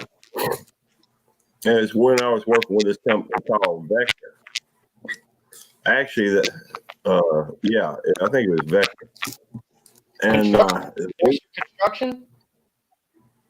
no, it's a company that markets Cutco cutlery. Oh, okay. Actually, that's not. I mean, that is true, but Vector, I think, changed its name. Maybe I don't remember because at one time, Outcast. I think it was Outcast. Different company. I think it was Vector, which means an angle and direction or something like that. And I did that for a pretty good while, 8 or 9 years. And Otis, y'all be quiet. What's up, Otis? Oh. Hang on, I'm on mute now. He's always got something to say. Otis is always there talking. Always talking. Otis loves to talk. Oh, we know you're still there, Bearded. He likes to be heard every now and then. I guess he thinks he's a big dog or something. He is. He's got the big dog syndrome. My little Lily had the big dog syndrome. She used to go outside at night, and my uncle across the road, he's got two great big. He's got a husky, and he's got a like a lab.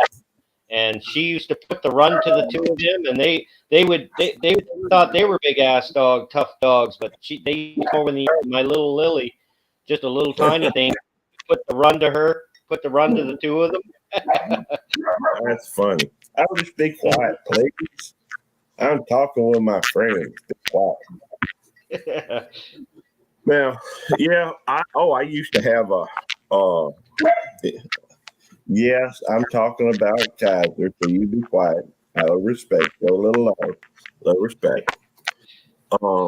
I used to have both Little Bell and Otis are both the salt and pepper ones, I guess you'd say. I used to have a black miniature schnauzer, and his name was Kaiser. And yes, I know. You were just a puppy when he was around. we got I guess Otis right there towards the hang on.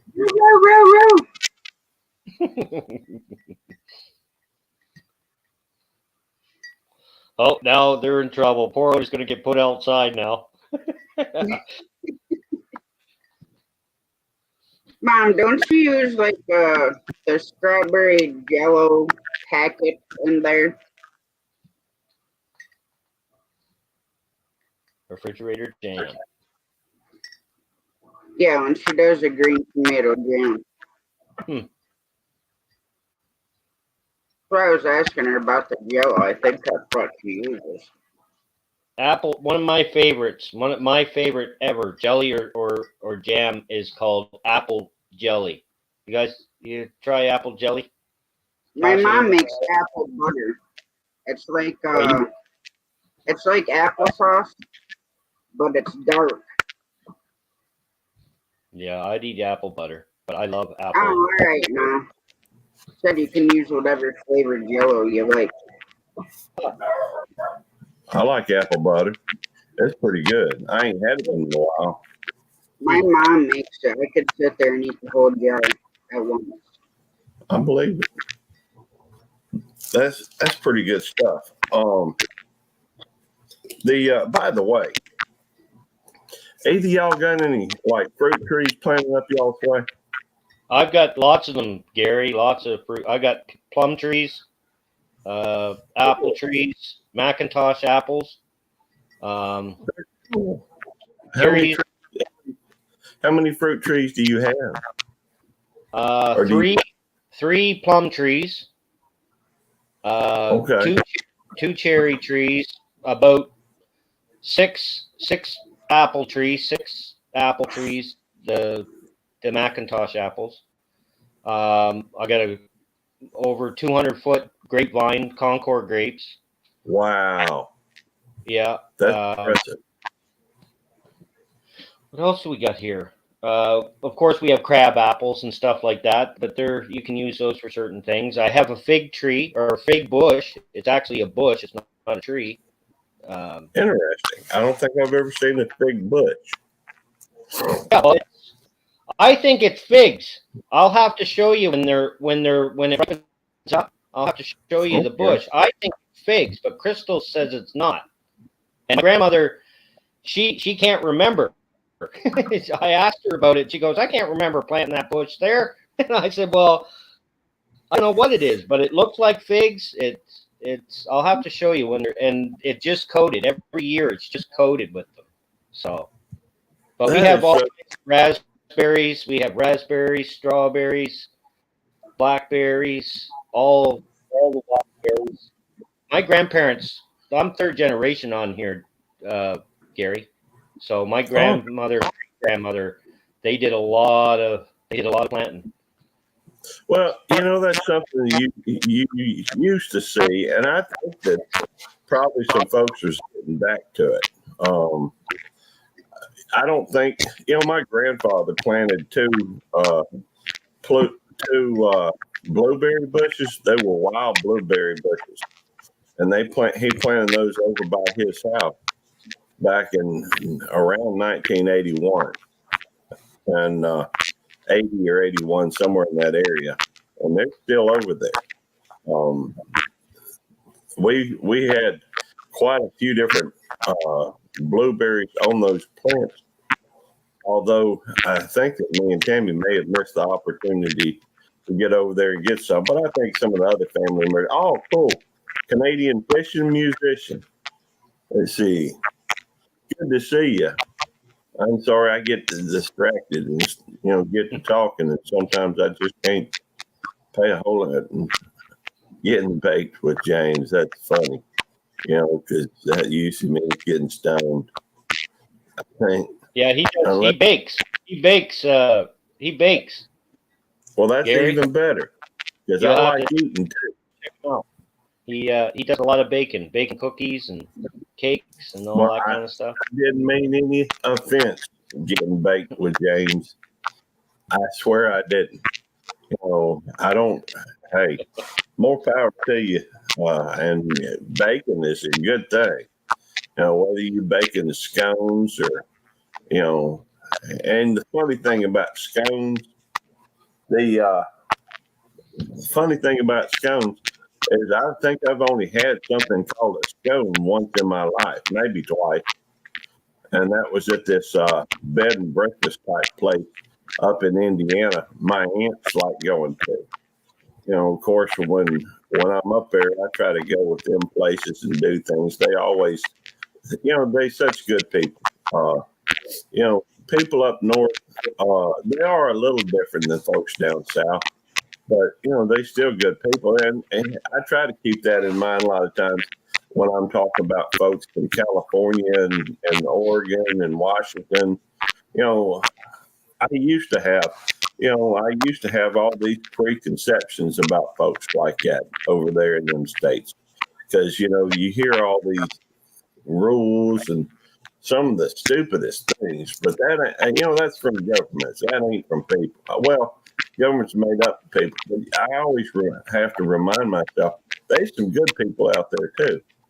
I got a friend of mine named Murray Earl, and I'm hearing a little bit of a crackling or something, but I'm gonna talk anyhow because that's just what I do. Got a friend of mine by the name of Murray Earl. He's been living here in Mississippi for a long time. He's from Northern California, and whenever I begin to think California, man, they got some messed up ideas or something like this. And I'm sorry, Gotcha. I don't mean to get into anything that even remotely political because I'll stay away from that like the plague. But Murray's a good fellow, and sometimes I just have to remember that some there's good people and bad people everywhere. But Murray, and I kind of get distracted a little bit because I bing bang boom boom every which way.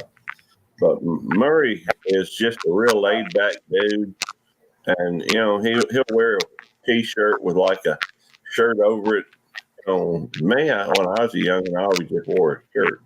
In Mississippi or Florida or Texas, it's not like you need another shirt. It just seems hotter that way to me. But Murray, I told him one time, I said, Murray, you strike me as the type of fella that would check deodorant at the store, make sure it ain't got no aluminum in it before you bought it. And he says, I do that. I thought it was funny.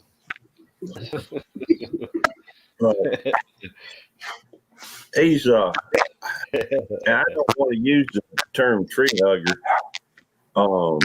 Here we that go. just means somebody that cares about the environment, But I think you can go a little bit overboard in a lot of things. Oh, I'll tell you, Gary. When I logged in British Columbia, we had back in the '90s, we had a lot of that going on. A lot of the act up and start blocking our equipment and tying themselves to our equipment, and we always went up there, and we always said to them, "Well, what kind of house do you live in? Like, you live in a plastic house, do you?" Right?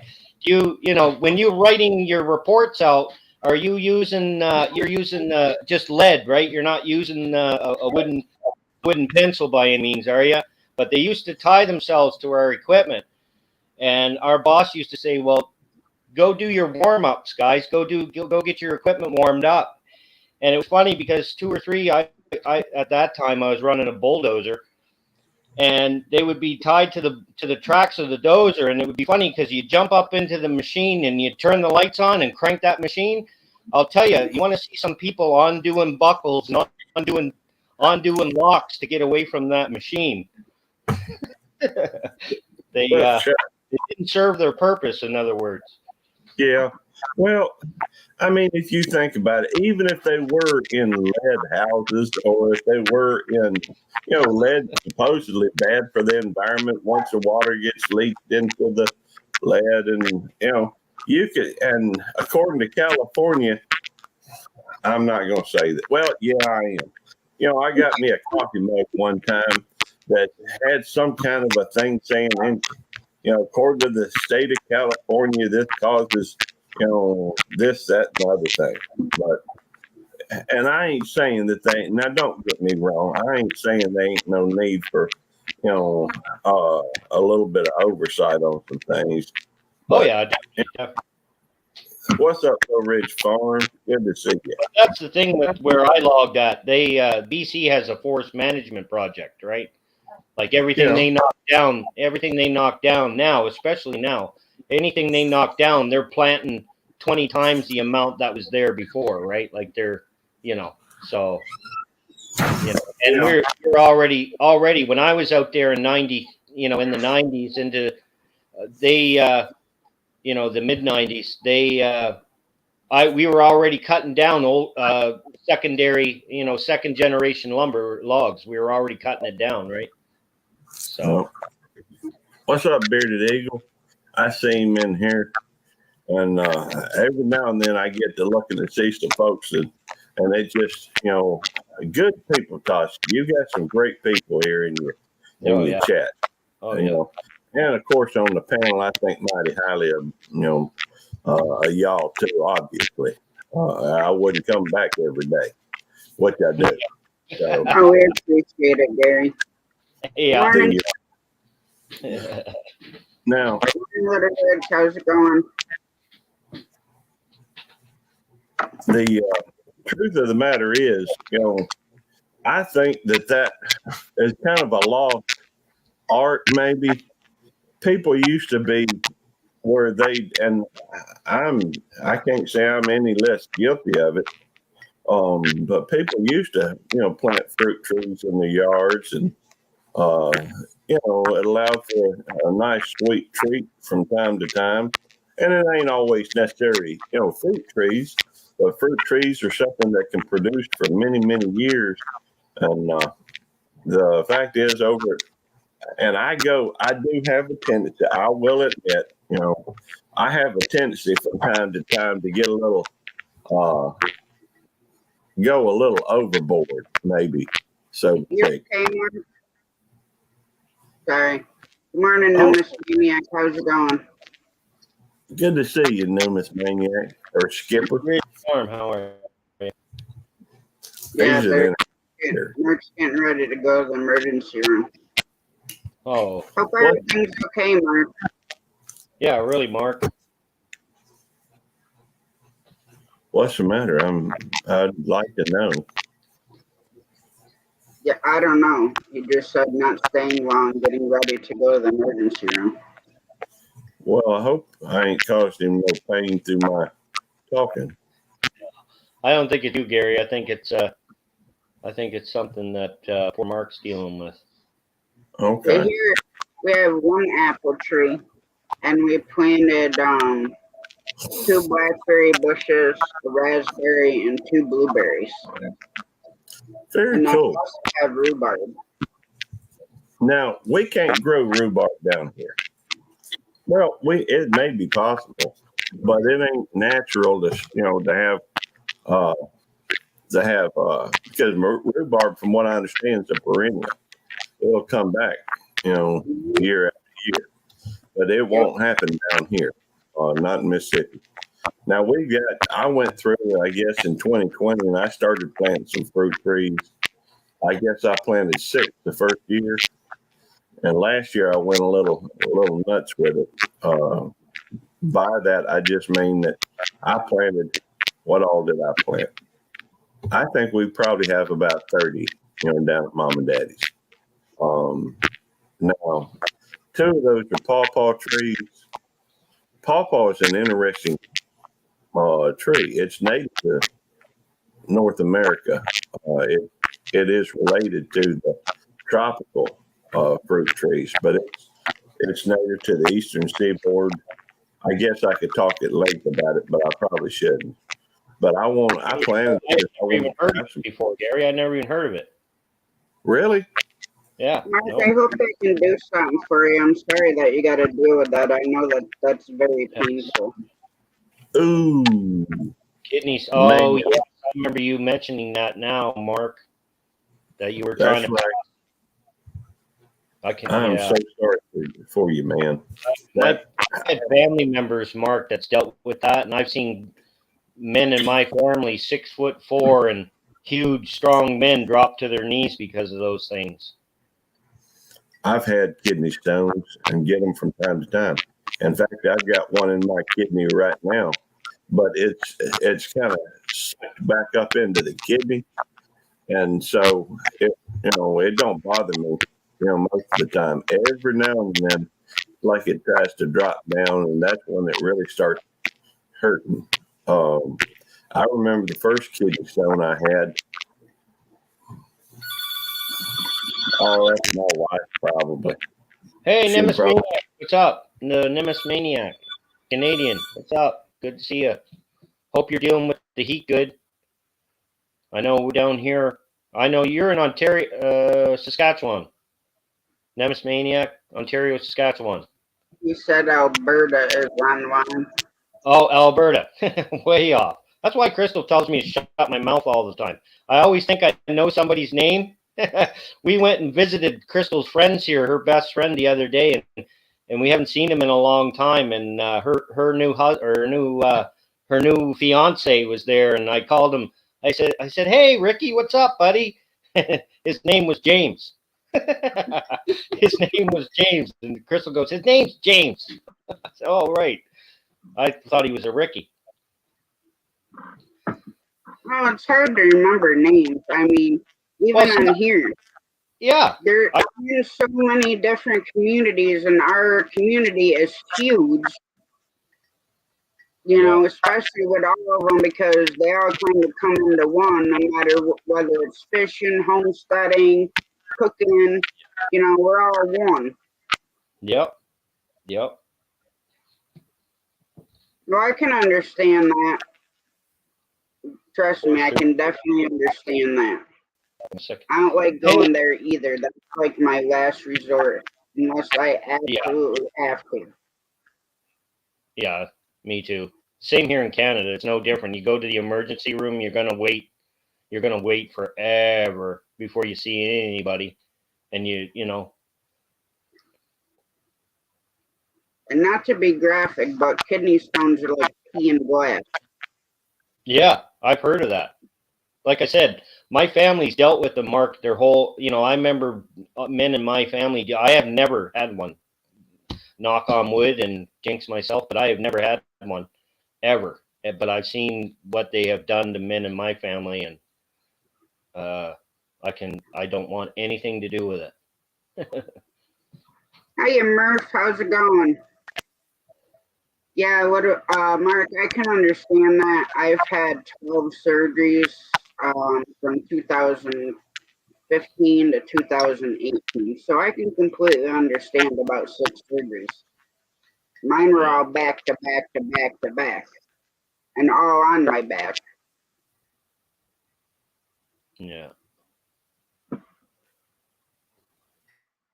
What's good for lunch, Murph? Some prime rib, T-bones.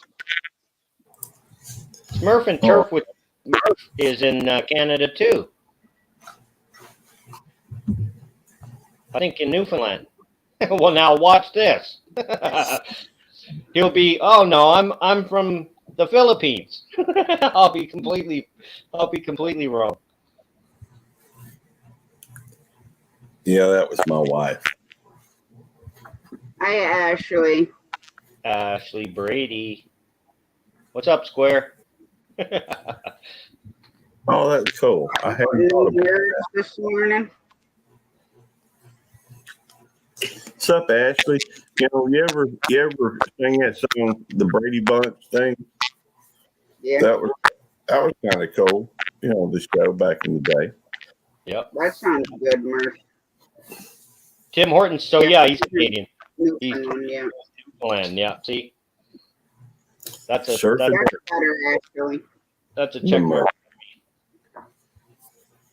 Newfoundland, beautiful place. You know, I was talking about something. The Brady Bunch and fruit trees. Oh yeah, nerd. I was going to tell y'all. Well, just to the Brady Bunch, the Brady Bunch. That's how we became the Brady Bunch. Yeah. Oh, let me tell you the stuff I went through, and I went a little crazy. Prayers to Big Matt. Hope everything goes well. Yeah, is she talking about Big Matt? Yes. He had to go have some skin tags taken off this morning. I was in his live early this morning. He was a little nervous about it. Now you got me thinking. Skin tags. You mean I've got those? They're similar to like moles, basically. Yeah, I have skin tags. Skin tags. I have skin tags under my arms. Yep, I have them on my eyelids, actually. Yeah, so you're saying those could be a problem? Yes. Really? I don't think I have any. Yes, Yeah, I some have of a them couple of can be cancerous, yes. And mine have grown. Mine have over the years. Yeah, I hope a good crap. I hope I'm okay. for Matt. All right. I'm gonna keep thinking about these fruit trees till I get a chance to brag on them for a second. So I'm gonna just keep them in my mind. And outdoors with Big Mac, not just skin tag, has a couple of there it is. A couple of molds in irregular shape and color. Well, Hey, squirrel.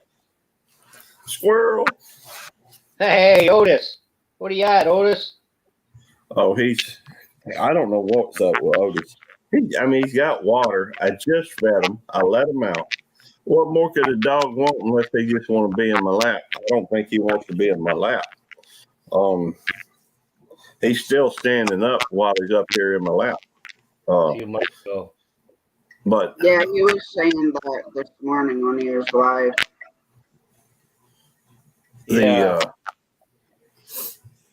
Did they take them off? Did they take them off? Or how'd they do a biopsy? They had to obviously cut them. Like the ones I have a couple on my eyelids, and 2 of them have gotten bigger, but I just haven't I haven't taken off.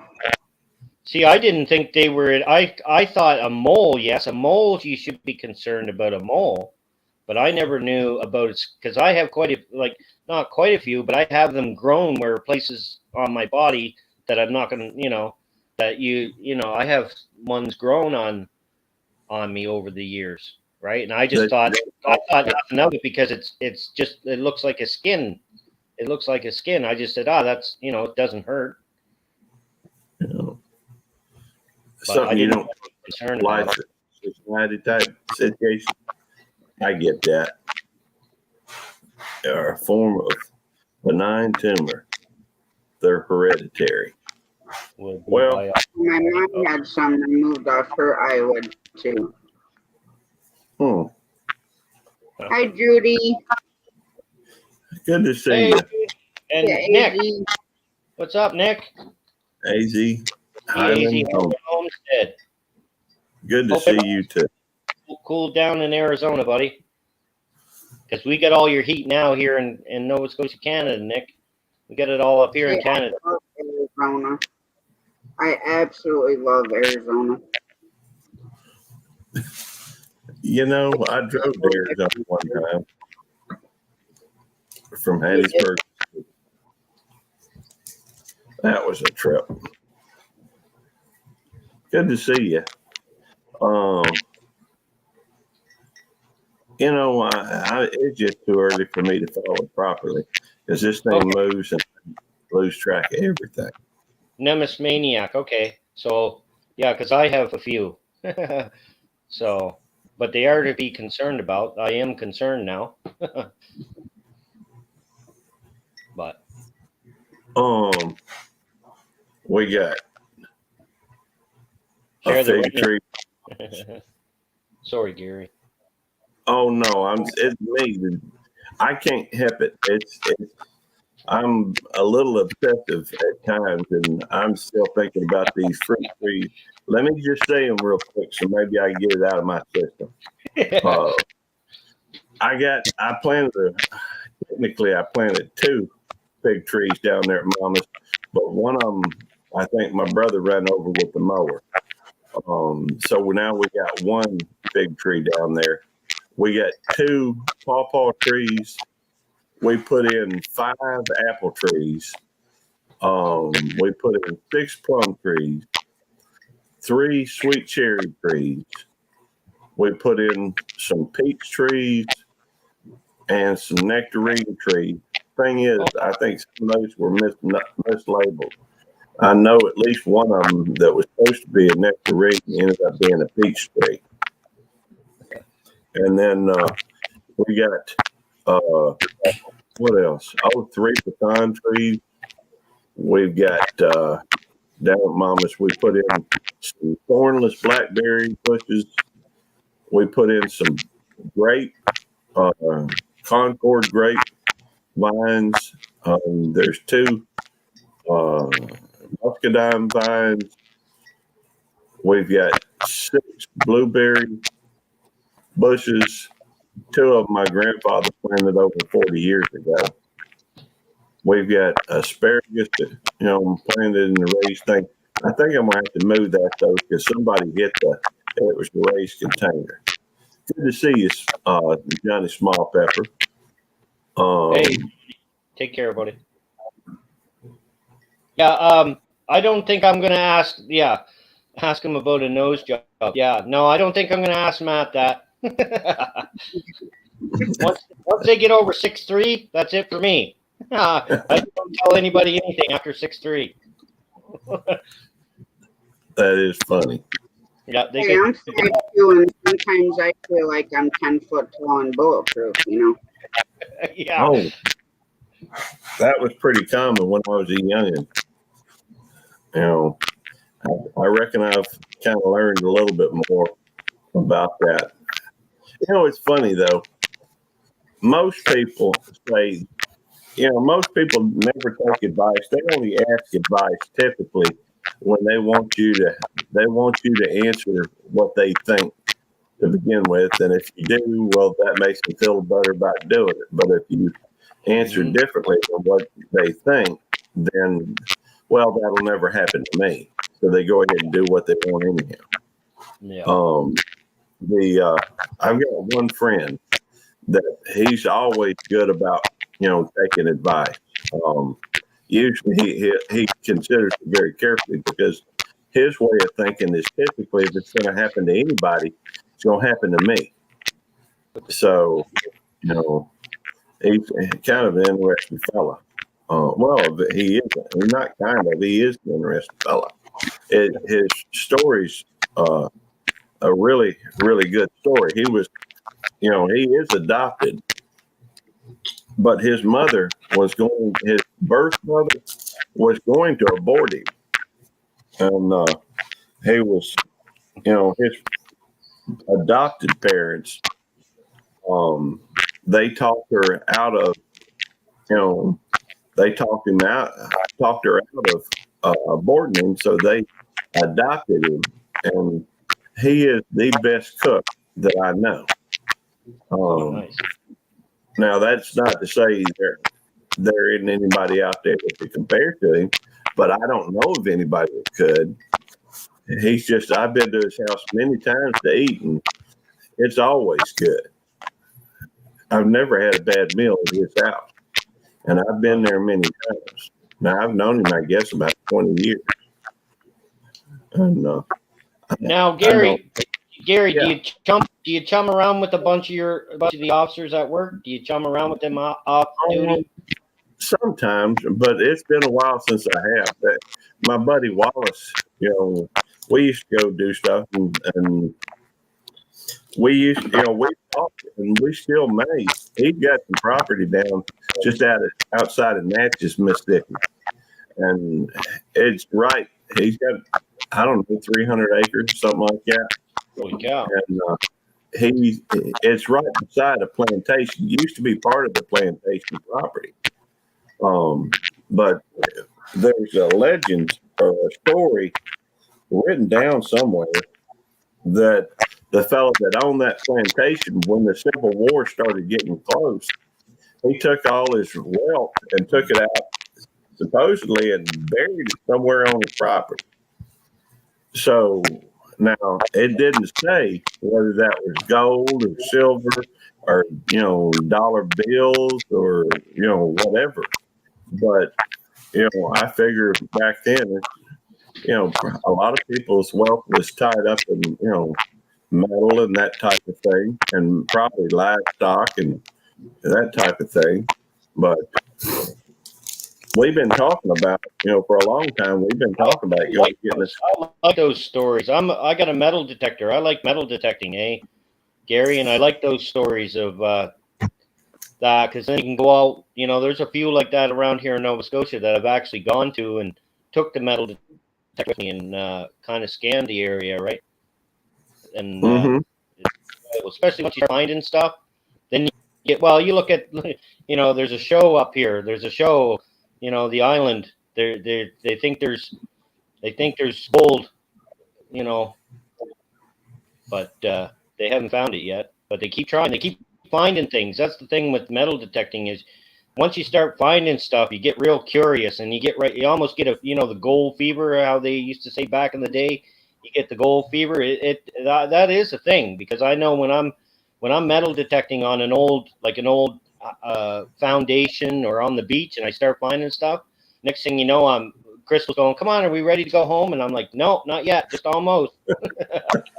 Maniac, you can come up. The only requirement is that you show me your face backstage. Come on up, Nemes. That's interesting, because we thought about going out there and doing that metal detecting out there, but also he bought some property down in Purvis, Mississippi, which they share life with Belinda and Chuck is. But there's also a story down there from that era, from way back, 1930s or earlier than that, where a train got robbed. And they got away with all this gold, and it was never found. They caught the guys, but they didn't have the gold with them. And it was fairly soon after they, robbed the train. And so there's, reason to believe that somewhere out there's a whole lot of gold done been, maybe buried or something. So, you hear stuff like that, and there's also there's a story about I'm full of stories about this, that, and the other. What's up, Emily? I don't see her, but I saw somebody said Laura said something to hey Emily. So you said she was going to bed quite a while ago. Oh, okay, my bad. But she is here. Nomus, you up here yet? No. Anyhow, Nomus is kind of an interesting character. He got, he's like a part-time actor type fella, and he has graciously, committed to contributing some collectible coins to our, we're trying to raise money for the Pafford. We got that Help Somebody thing going, and I don't know if y'all mind me mentioning that on here. A little late, I guess I should ask before I even said anything. I've seen that, Gary. Or you can mention. I've seen that. They are beautiful coins. They are. But he's a very. And they're Canadian. Some of them are Canadian. I think he's got a few American coins in there too. It's really nice. I don't know. In some ways, you could even say I'm a bleeding heart. But I hate seeing people, struggle. And that's probably one of the reasons when I planted all them fruit trees. Now, my brother, Russell helped me with a lot of that. What's up, Skip? Hey, good to see you guys. Skipper, what's up? Not much. Just gearing up. My granddaughter commandeered me to do Christmas in July with her daycare center. So I guess I'm going to represent the North Pole. So it's going to be a lot of fun. You have to. That's your job, man. It's my job. And I got the greatest Hawaiian shirt and Santa hat to wear that's summer. So the kids should get a kick out of it. Nice. I've seen that. That looks cool. It turned out pretty good. So other than that, I'm just chilling and trying to stay out of my wife's hair and doing a few chores around the house. You know, the joy of retirement. I know. I love it. I love every second of it. It's nice having it's your time, whatever you want to do. It's kind of You know, both Shane and Skipper here have spent time in the Canadian military. I thought that was kind of cool. a couple decades. I was a cadet from 11 going on 12 till I was 19, going on 20. Yeah, and a Royal Canadian Army cadet. Awesome. And I loved every second of it. Loved every second of it. Every second of it.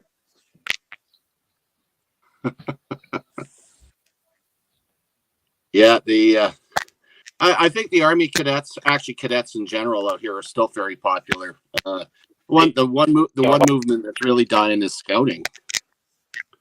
Yes, it is. My son, Skipper, is joining the 2928 Corps that I was from in September.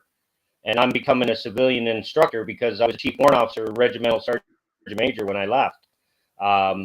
They're allowing me to come back as a CI and help out with it's volunteer, but I miss it that much that I want to get back into it. And of course, my son being there, it just it gives me that added motivation to be there. Yeah, that's awesome. So, yeah. It makes a huge difference, and it's enjoyable when you have your own children in it. Oh, by far. Yeah. Yeah, I did that route with all my kids. I think it should be a Skipper. I think it should be a thing. So many other countries have, their citizens spend a year or two or even more, some of them in military environment for, and it I'm telling you, because I could have went a whole different way. When I was 12 years old, I could have went the friends that I was around at that time were doing other things. And me and Jamie, actually, James, the guy that's in here, my buddy, we were walking by the armories one night and we seen a whole bunch of guys in uniform, young fellows that we knew from school. And we were walking by and we kind of dared each other. We're like, I dare you to join. And he was like, I dare you to join. And I said, okay, let's go do it. And that's where it happened. Yeah. The big changes in the cadets these current years is that when I was a youth, most of the cadet corps were in the schools with regimental affiliations attached to them. Now it's legions and sometimes it's just the military units themselves and they're at the armories. But cadet units used to be huge. I mean, I was in the WD Low Cadet Corps, and we had 1,700 cadets in our corps. Imagine that, 1,700 in one corps. Well, we used to have a parade every week. We would have 90 at the 2928. We'd have 90 on parade. Yeah, and this day and age, that's a good size. Well, back then it was. Nowadays, me and Grayson even went to since we decided we were going to be put into it, we went there for just to see what it was all about, and I wanted them to see how they do things. The corps are way down. The corps are way down in numbers. It's a shame to see. And also, back in my day, they had officer ranks. Back in my day, we had a cadet captain. We had a cadet captain. We had a cadet colonel. We had a cadet major. But now their highest rank in the cadet corps now is chief warrant officer. Which just it defeats a lot of purpose, especially when you're trying to train cadets the military style, but you're not getting into the officer ranks, right? Mm-hmm. And the responsibilities of officers, gold bar officers or commissioned officers. So, hey, Dr. Mercenary, as well as Matty Ice, I see you up in there too. So hey, what's up, Dixon Doc? Good to see you, boys. I'm sorry, I didn't mean to interrupt y'all's conversation. Oh no! You got it. I have to acknowledge the chat. I like the fact that Skipper knows about the cadet corps. Oh, I lived, ate, and breathed that until I joined the regular force. I was actually a cadet and in the reserve militia back then, the beginning. Yeah. Well, that was the transition. That was once you were finished your cadet career at 19. You like when I was ready to leave. They actually we were affiliated with the 1st Battalion, Nova Scotia Highlanders. Right. That was our reserves corps, and I was offered when I was getting into that transition. They offered me a corporal's position because of the rank that I had at the cadet corps with the experience and the training I had. I could have been a corporal in the reserve corps, but it didn't go that way. Mm-hmm. Yeah, I was Essex and Kent Scottish. Mm. You know, the Highlander makes me think about that sword carrying dude. And that same as our. I was also part of the pipes and drums, the Highland pipes and drums, and I used to go to Camp Argonaut every year, Gagetown, New Brunswick, Camp Argonaut, cadet camp up there. Were you a drummer or a piper? I was a drummer. I was a snare drummer. Yeah, that's my son started off as a snare drummer too. Yeah, I learned a little bit with the pipes, but my thing was the snare drum or the bass. I played bass a little bit too, but we were affiliated there with the Black Watch. The Black Watch was a big deal. We actually had one guy by the name of Captain Kerrigan. He was a Black Watch member, and he was our band CO. He was in charge. Yes, the famed Red Hackle. Yeah.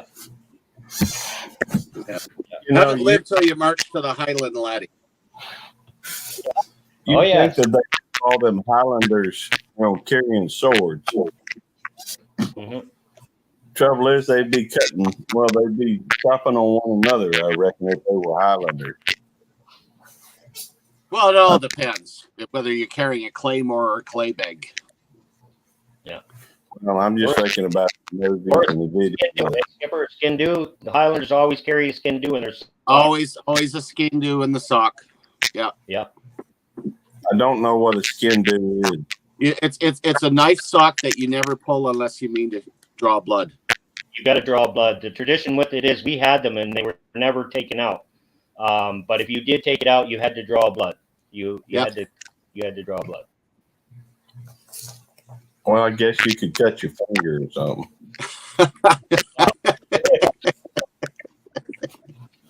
Well, it doesn't say that you had to kill somebody, and that's a good thing, I reckon. And you know what? That happened a lot of times back in the cadet corps when we were in our Highland regiment, when we were in our Highland dress. We wore kilts, we wore sporns, we wore everything, ascots, the whole 9 yards, and our tunics and all that. It was a thing.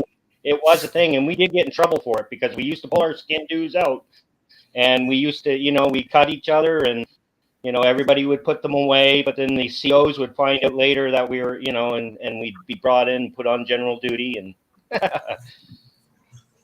Matt's asking if he can come up. Okay. Now, sporn, is that like a spork? No, sporn is no. Yeah, go ahead. I wouldn't want to hold a fork in front of me package. No. It was a bit of protection as well. You're right. Yeah. You're either wearing a sporn or a purse. Yeah. A sporn is a purse? Well, technically, you do have a spot in the back to put your wallet and whatnot, but I don't know if I could wear a kilt. You know what? They were comfortable. Yep. Well, I expect so. What's up, Matt? How's it going, Big Matt?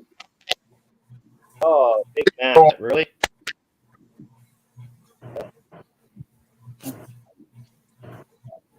I'm feeling pretty good right now. Ready to go to sleep. Did they give you some drugs? They just numbed it. Okay. What did the doc say? The only one that the one that he's sending out for tests to see is the one on my nose. It was Okay. one. You know, I didn't see. Of course, I can't see worth the dead gum anyhow.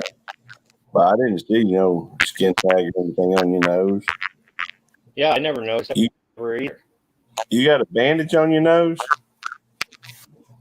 Yeah. Okay, I can kind of see that now. Most of them seeing that big old beard, yeah, and that bald head.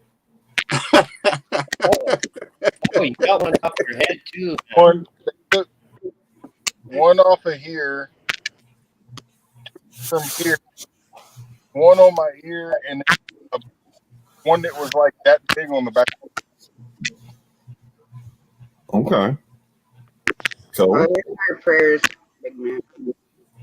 Shit, man. Yeah, I hope you're all right, buddy.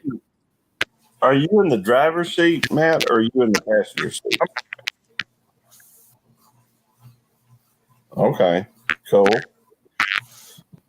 That must be a big vehicle because it looks like you got some headroom, and I know you're a big old boy. No, I got it feet all the way back, and as early as I can get. Well, I almost need Vaseline butter to squeeze in.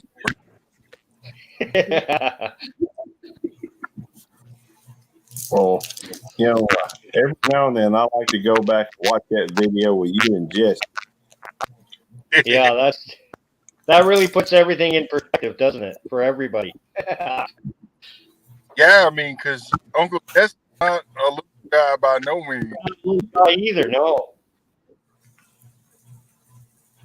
But that's pretty cool. Oh, cool. Our Okie Homestead. Good people.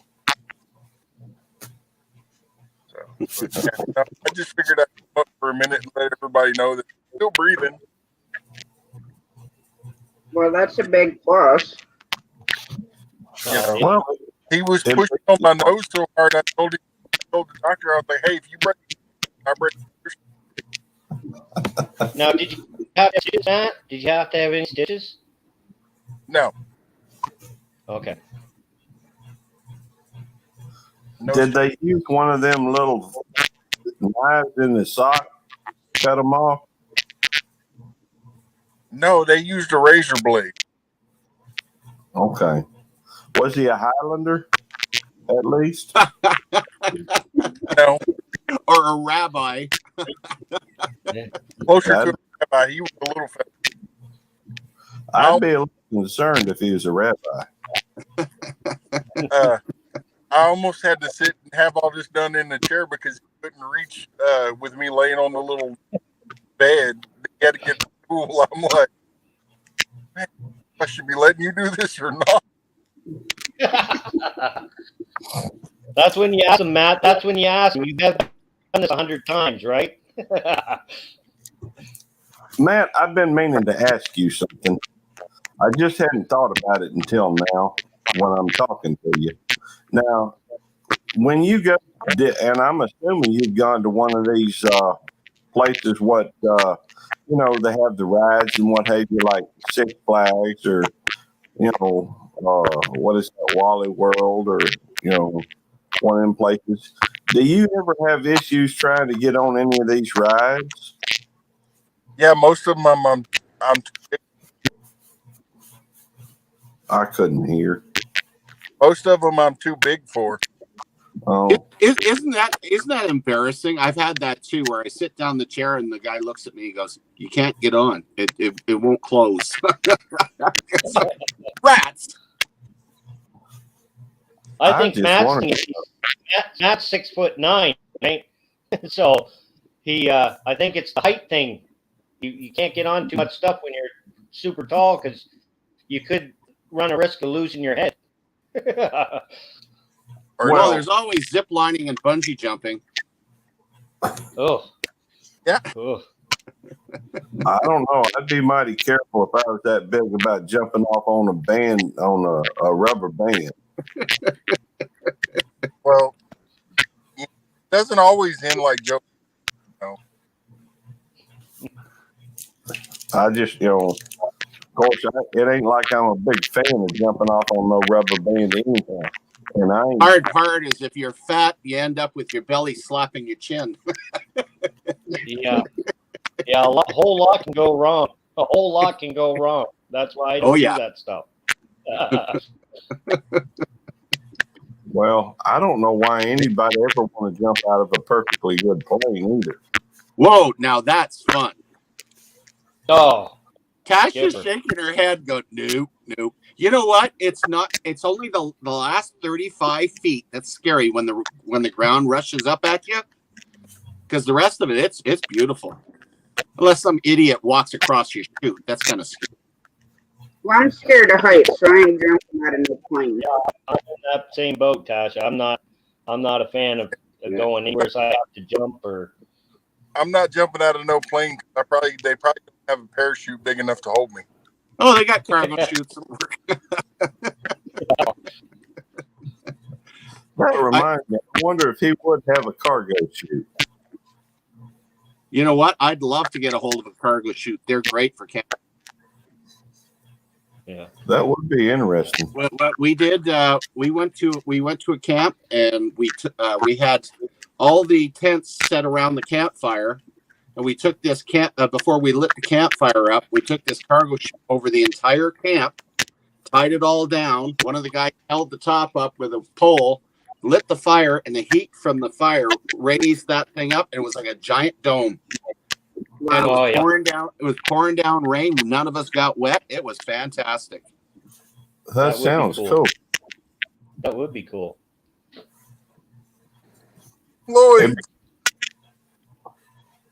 Lloydie's just fishing. Lloydie. Yeah, still strong. Yeah. You know, them folks from the UK got a really interesting accent too. It's like they from a whole nother country.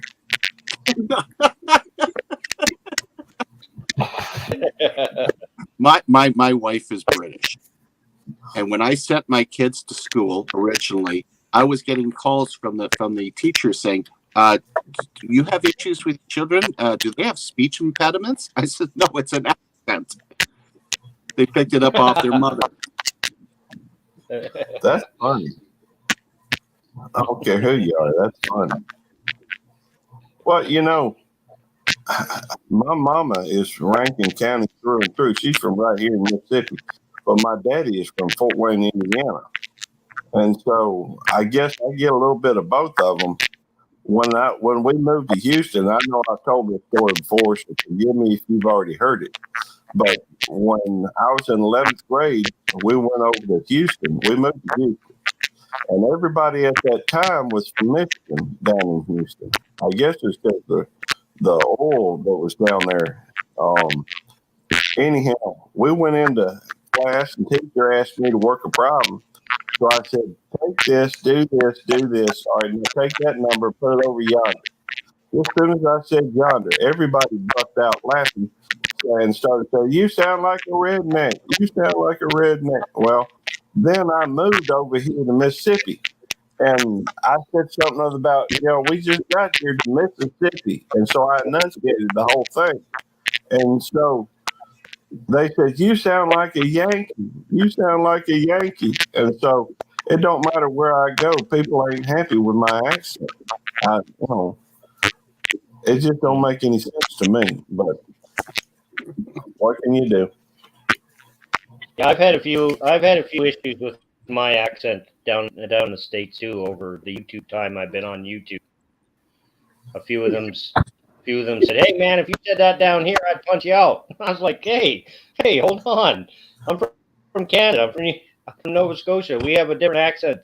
We don't mean anything. But it's just the way the words come out." What's up, GWT? All right, Good. I'm gonna go back down. All right, take care, big man. Hope the best. Pleasure. I hope you heal well quick. Yeah. Well, I'd be interested in hearing you talk, Lloydie's Just Fishing UK. I don't know if I'm supposed to say the whole thing or not. Yeah, Lloydie Yeah, and Nemesis Maniac, our Newfoundlanders, they have quite a strong accent. Depends on where you're at on the rock. The more intense it gets. That be true, mate. Whether you be a Baywap or a Tony. Stay where you at, and I'll come where you to. Arr. Yeah, Arr. come where you're at. What are you at? That's another thing. I say, what are you at? All the time. What are you at? And people, when I'm on a, Would you like a plate of fish and brews, a little bit of swish or some Newfie Screech? Well, see, the problem that I got in down in the States was when I say boy, hey, what's up, boy? What's up, boy? That's a blue noser. You don't want to call somebody boy down here in Mississippi. I'm just saying, you don't want to call anybody boy down here in Mississippi. Yeah, this is the thing about Gary that I ran into in some lives, and they're like, "Hey, man, you can't say that," and I'm like, "What am I saying?" I don't even realize, and then when they say it, I'm like, "Oh, well, that's there's a whole song around that." Well, my Uncle Bob married a Cherokee lass and ended up moving to Deming, New Mexico. And every time I got together with him, I'd pick up the accent. He's just wonderful listening to him. And it just, my wife cringes. She's like, how can he talk like that? I'm from Deming, New Mexico. How you doing there, honey? And my wife is. That's funny. Well, I love accents. It's just people got different ways of saying things. And in fact, this one time, my buddy's stepmother, said something about boy or something. And well, I told her real quick, like, you don't say that to folks around here.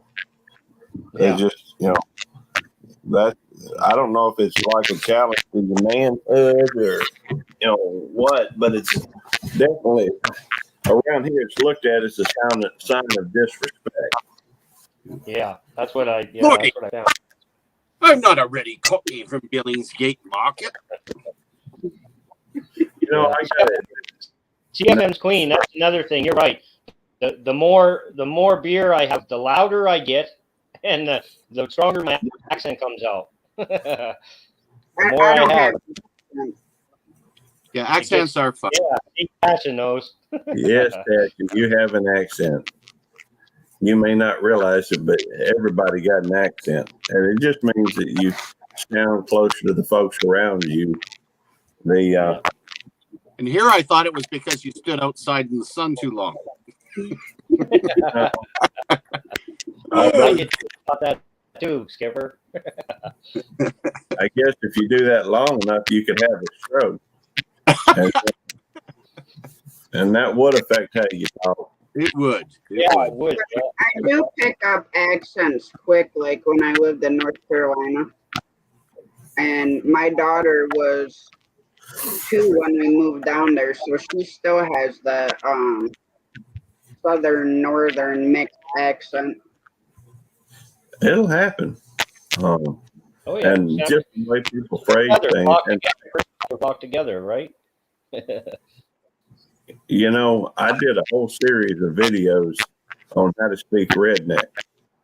And it was, a lot of the phrases that you'll hear down here. And some of them are quite interesting. That boy's elevator don't go all the way to the top. That boy could eat corn off the cob through a picket fence. That girl's britches was so tight you could see her religion. I'm going to grab my handbook. Give me a second.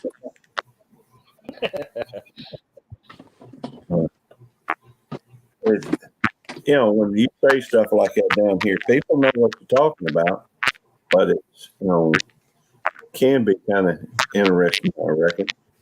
Just communication. My favorite southern word is yontu. Yontu? Oh, yeah.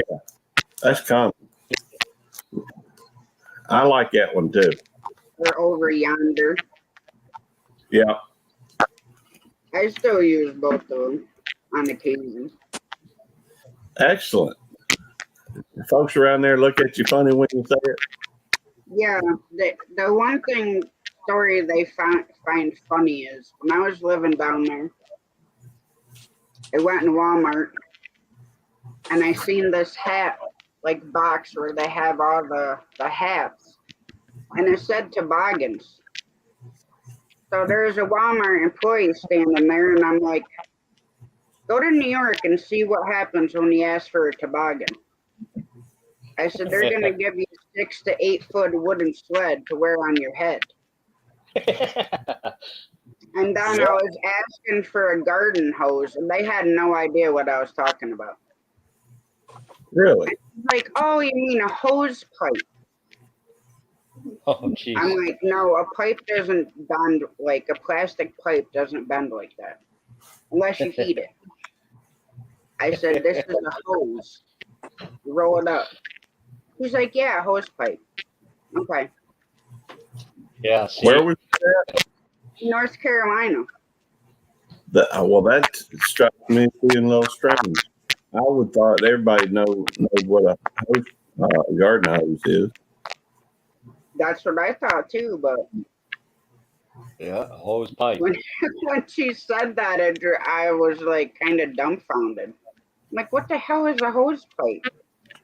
Yeah. What do they call garden hose?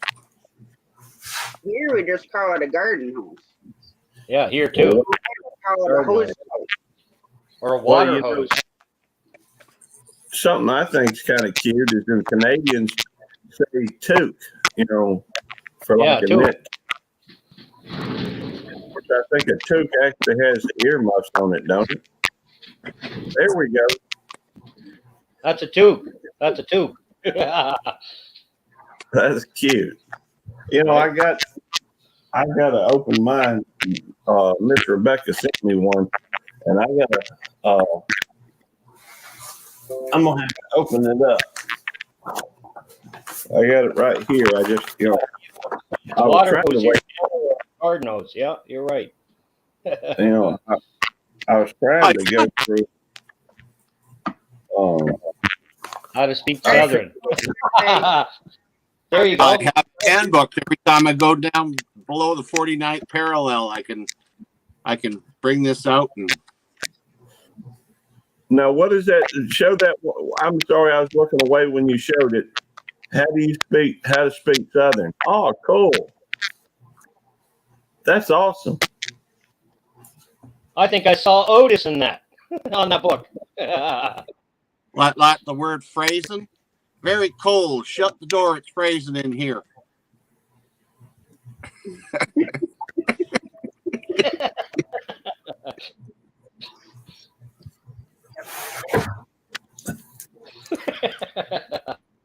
Picked up. To have gained weight, you've picked up a little, haven't you? Let's see. It really is battling. Plumb, completely. I'm plumb wore out. Okay, I love this book. It's got, See if it's like that's funny. Well, it's never a bad idea to read that before you come down south. Exactly.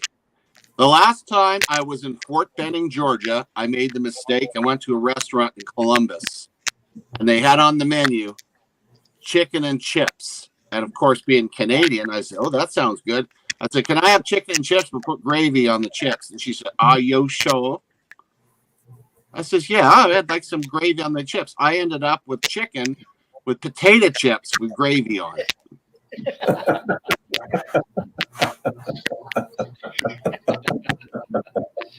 Yeah. What was another faux pas I made?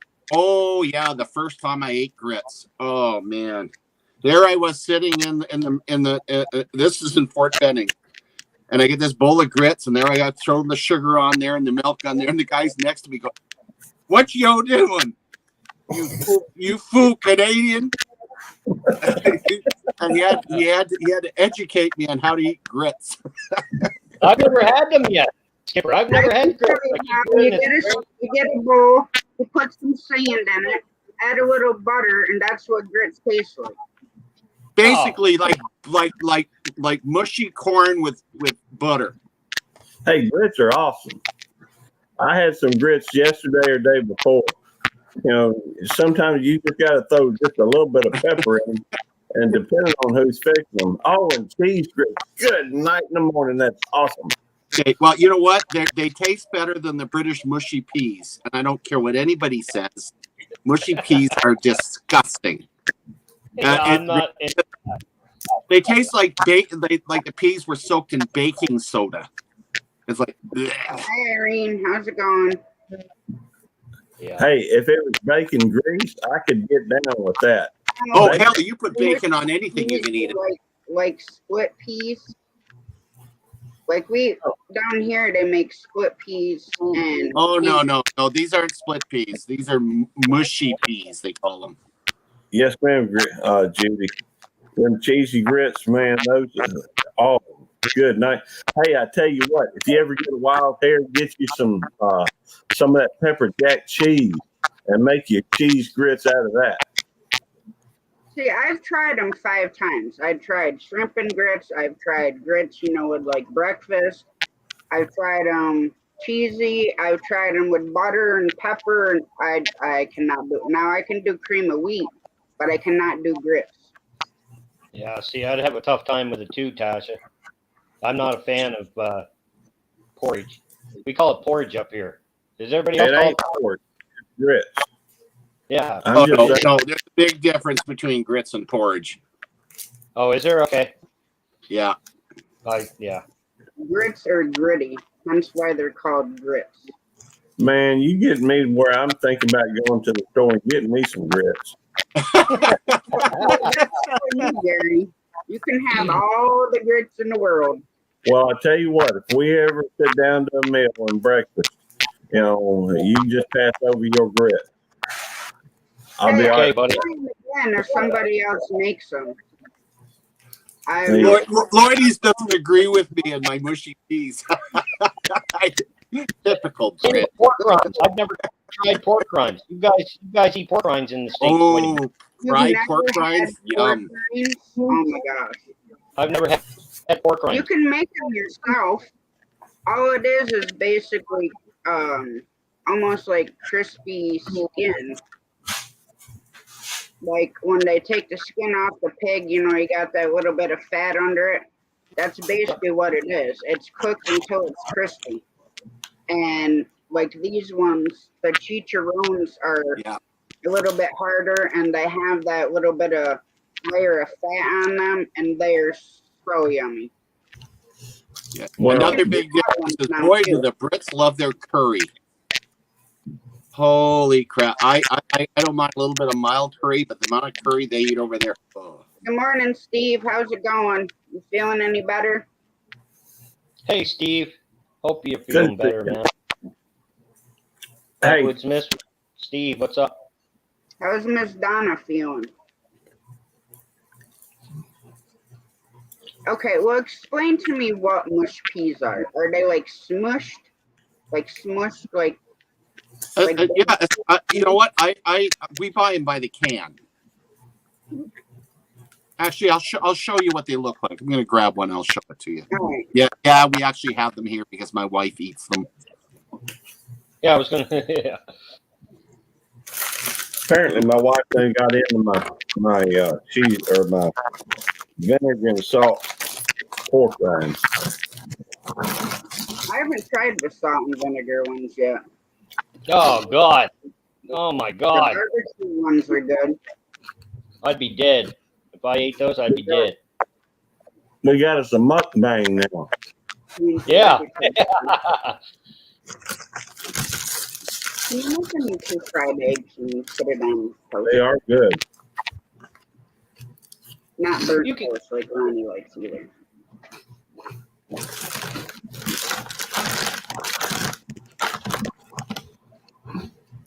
Yeah. That's what they are, right? Is that actually, what are those made of? Those wouldn't be made of pork. Would those be made of pork? Really? Oh. Down in Florida, they have these I don't know, they're kind of like a Mexican market where you can go in and get the dehydrated like peppers and stuff like that. Well, in there, a lot of them make the homemade chicharrones, which, like I said, it's pork skin that has a little bit of fat underneath of it, and they make that crispy. And fresh ones are really good, but I do like the bag ones. Now, the ones like Gary's eating are kind of more fluffy. And then you can get the chicharrones that are like this wide, and some of them can be like this long, and those are super crispy. This is chicharrones, but chicharrones, but these are more like just regular pork skins, fried pork skin. Yeah. I hope she feels better, Steve. Yeah, Steve. Just stay in our prayers. See, we eat canned peas. Yeah, we know, eat they're canned not peas. in the pod. That's all right. Canned peas are all right.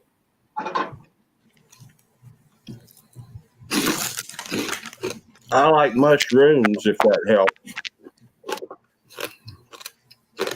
Okay. You like them? You like mushy stuff? You like mushy peas and stuff? Me?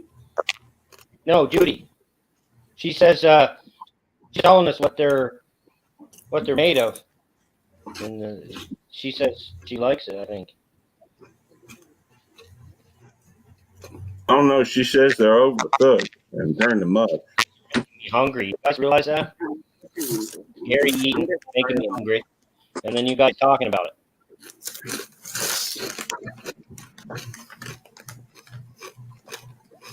That just looks like peas to me.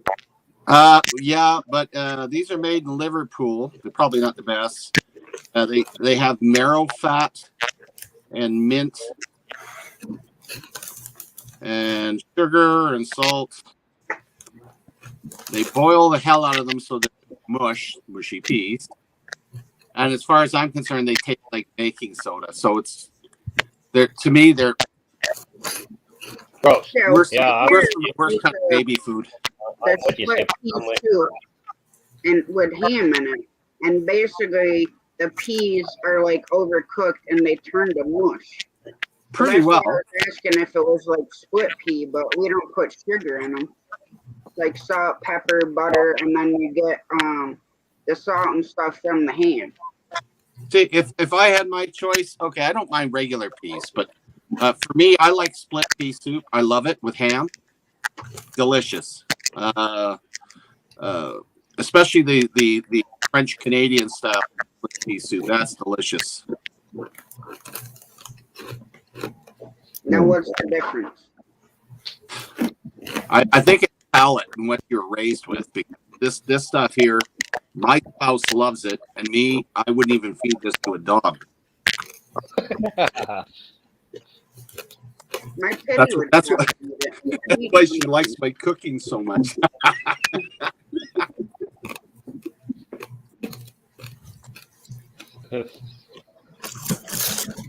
Well, these are pretty good. But I tell you what to do. Get you some button mushrooms.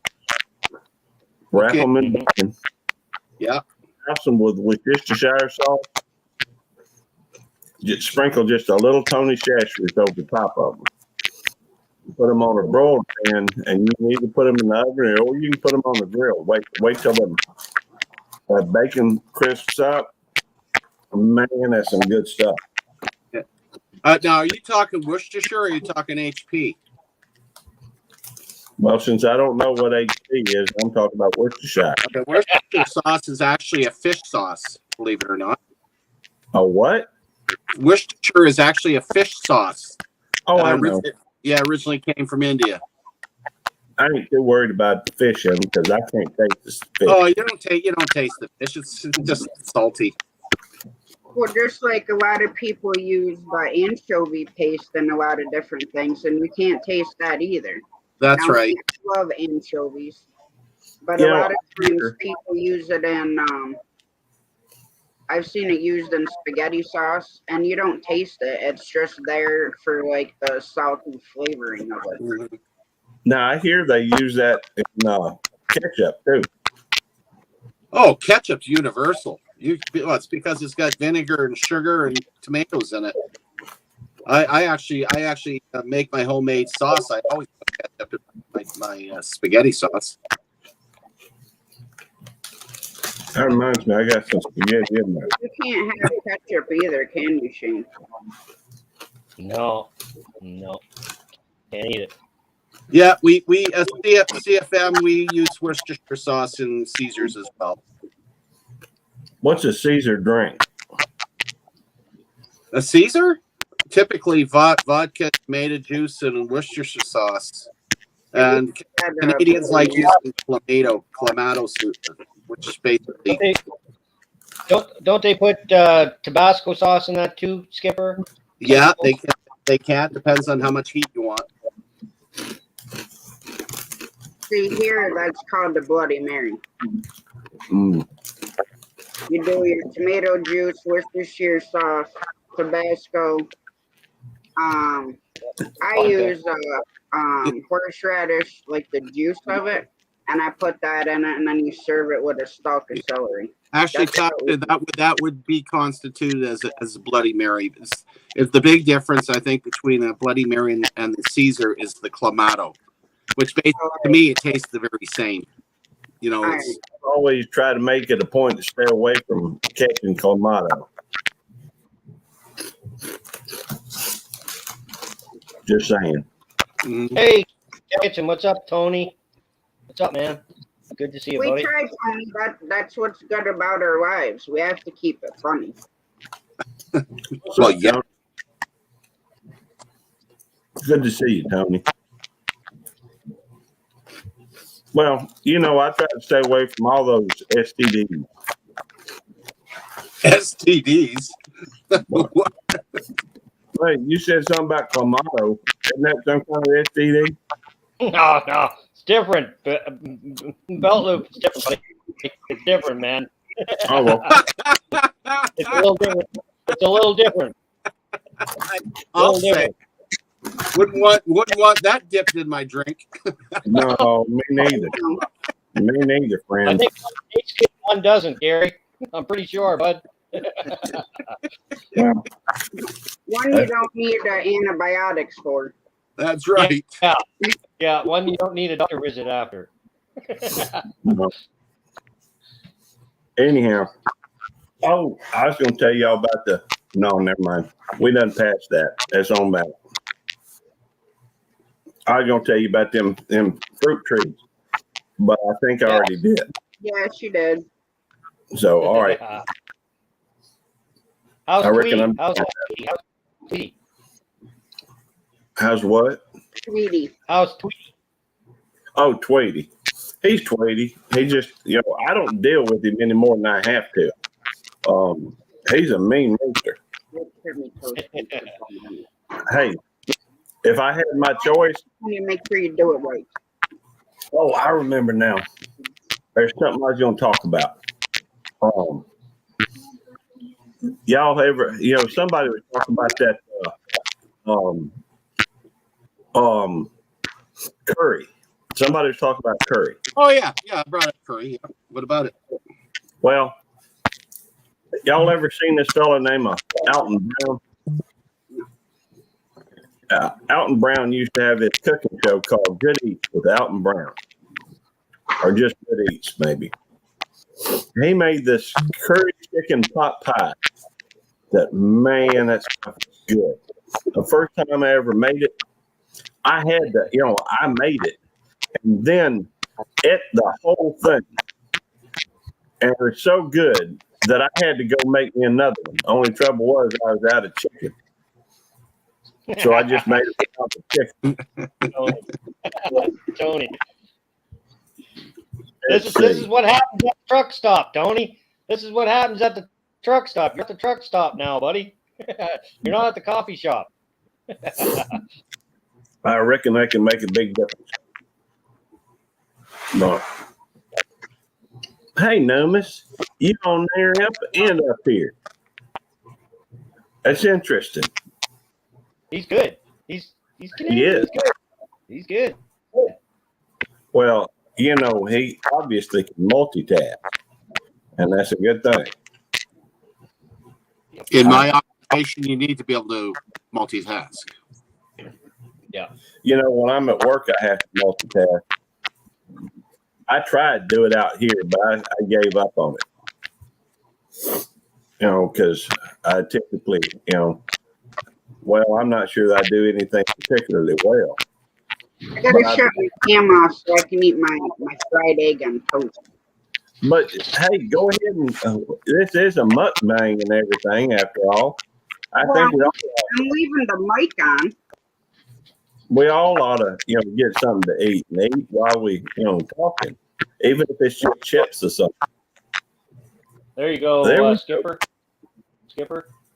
Camp Argonaut. Wait a minute. 1990. That's a few years back. Yep. And then this one. It's 88. Camp Argonaut. And then this one, 89.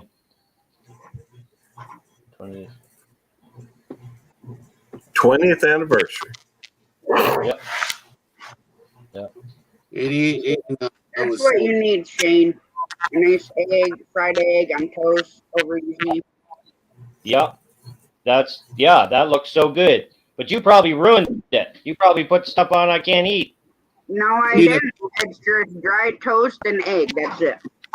Oh, I take it. Big plate of deep fried swine flesh and boiled chicken embryo. That sounds good to me. No, what you do is you get your little bit of bacon fat, throw it in the skillet, then you go through and get you a little bit of a jalapeno and chop that bad boy up and cook that in. You could even sweat your jalapeno first for a couple minutes, and then put get you an egg and scramble that. Well, I usually use 2 or 3 eggs.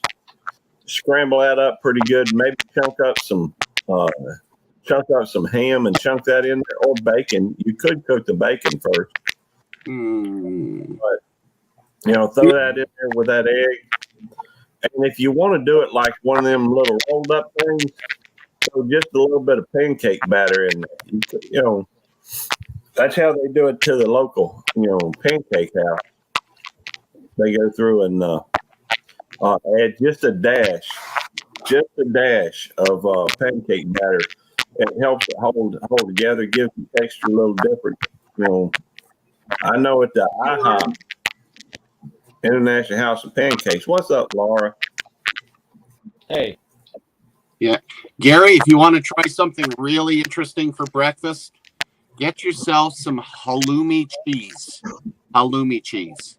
Halloumi cheese comes from the Middle East, but it's a type of cheese that doesn't melt. It's like a mushroom. It absorbs the flavor of whatever it's cooked with. So you cook it with back bacon. Then you serve it on toasted ciabatta. It is absolutely one of the most delicious treats ever. Huh. Yep. Awesome, Coyote. I hope they get inspected so you can get on your way. That's awesome, Yeah. Coyote. Yeah, man. What a story, Coyote. The best Philly cheesesteak I ever had was on ciabatta bread. Dingo, how are you, Dingo, buddy? I hope you're good, Dingo. Now, Dingo's the dog, ain't it? Yeah. Yeah. Oh, Dingo. Yeah, Dingo's the puppy dog. That's a cute dog. He's a good guy. Yeah, he's a good guy. Coyote's an interesting character. He really is. That's a long time to be stuck there in Utah, Coyote. Yeah. In fact, I was playing his playlist last night. I reckon I'll be playing it again after I quit. I can't do it, and I can only play one playlist while I'm on here. But when I get off, I've got 2, two, side by side, two separate browsers, and I'll go through and get a couple playlists I watch. Just trying to help folks get some watch hours. I know, everybody. Well, there's a lot of folks that need watch hours, so yeah, I do that myself. The fact is, I don't know if it would pay for me to do my own watch hours, but I'm at, 1,360 watch hours needed. Oh, that's pretty good. That's not bad. I mean, I've been doing a lot better since I've been doing live streaming. Yeah, I know, Coyote. I can't wait for you to get down there to see Little Coyote and Big Mac too. Been a long time getting up there. Well, my live stream doesn't start for 6 hours, so I'm just chilling until then. What's going on in 6 hours? Oh, we do the treasure trove. It's a joint effort between me and Coin World UK. We invite different people up with different hobbies and crafts and different activities. I invited a ventriloquist. Hopefully, he shows up today to nice. talk about ventriloquism on the channel. You'll have notifications up, Skipper. You'll have notifications up for that. Oh, there is. Yep. Okay. Halloumi.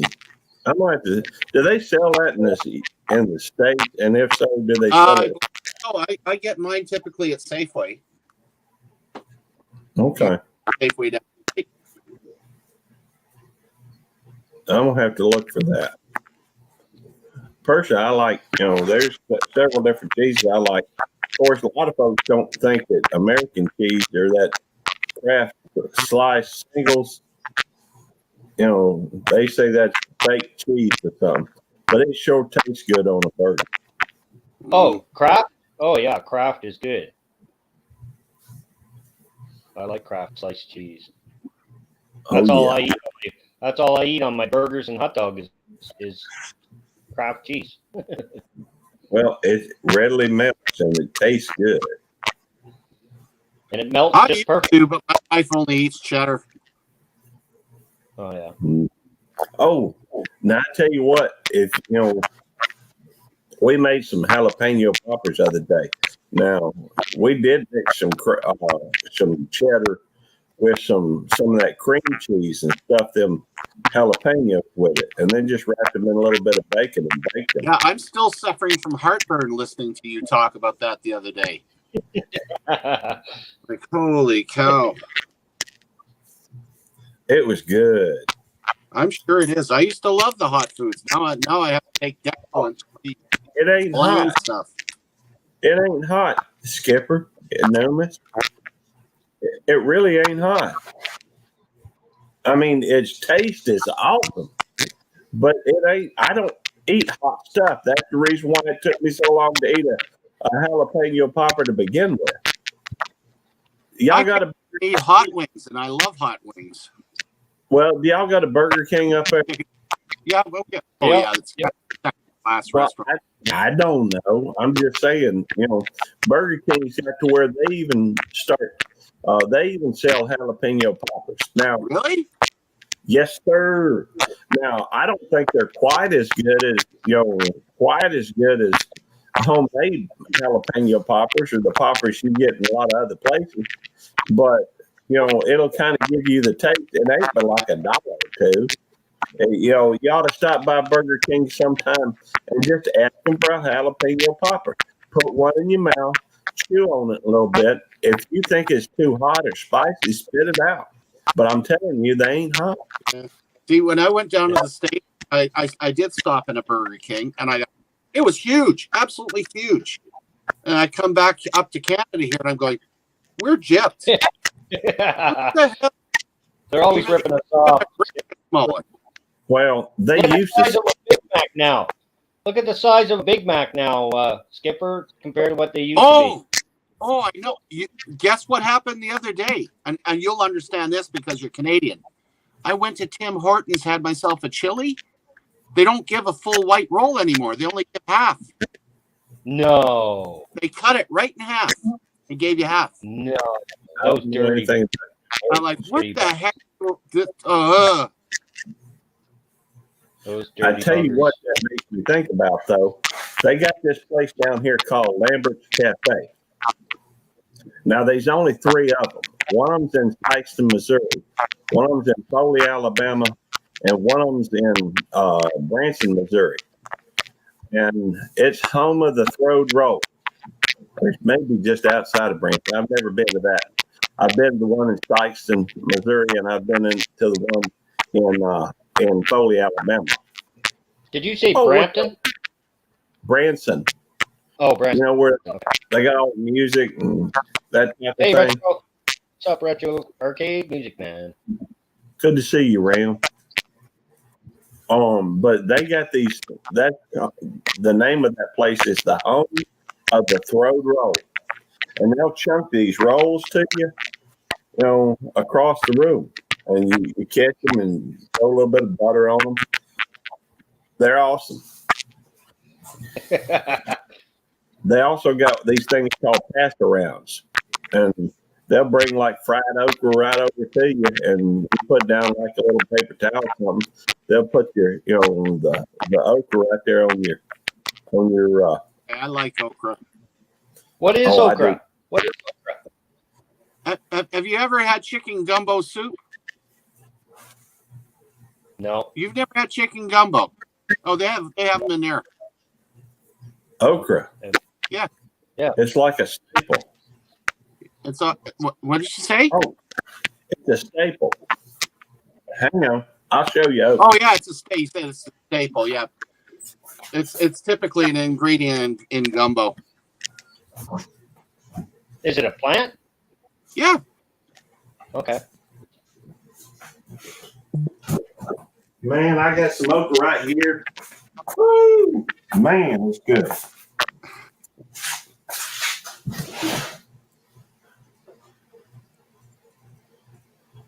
Okay. Yeah. All right, now I'll show it to you because I'm gonna eat some. If they're not cooked right, they can be slimy, Shane. Yeah, but they're also covered in that and stuff too. Those ones are pickled though. Yeah, these are pickled, and they're good. Yeah, go to your local store and pick up a can of chicken gumbo soup. Look in it, you'll find okra in it. Tastes great. Okay. Like I said, if you get fresh okra, it has to be cooked right or it's slimy. So find a good recipe before you decide to cook it. Hey, fried okra. It'll be perfect. Yeah. Fried okra is awesome. Pickled okra is awesome. I even like it when you got it in like okra and tomatoes, which it does tend to be a little bit slimy, but I'm okay with that. Well, hopefully, if they're using okra in paints, they're Lloydies. I hope it's healthier than the lead we used to have.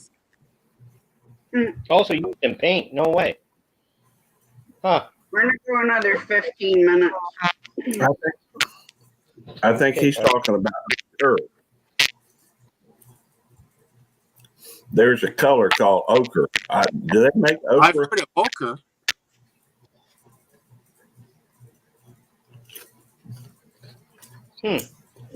That's some good stuff. Okay, thank you for making me hungry. Yeah, Now absolutely. Now I'm pondering what it is that I make. Yeah. Starving to death here. If I faint, it's your guys' fault. If I faint. Oh, you'll I be think- fine. Shane. Long. You did a 24 with your snacks. You got snacks, but you didn't eat snacks. I had my barley snacks. I had some barley snacks. Well, all I know is that, man, when I used to go to this place called Dickie's, they had this barbecue place, their okra. They had fried okra, and I'd always get 2 servings of the fried okra. Hey, and Dale. What's up, Ann? Good to see you, darling. Someone doesn't like okra.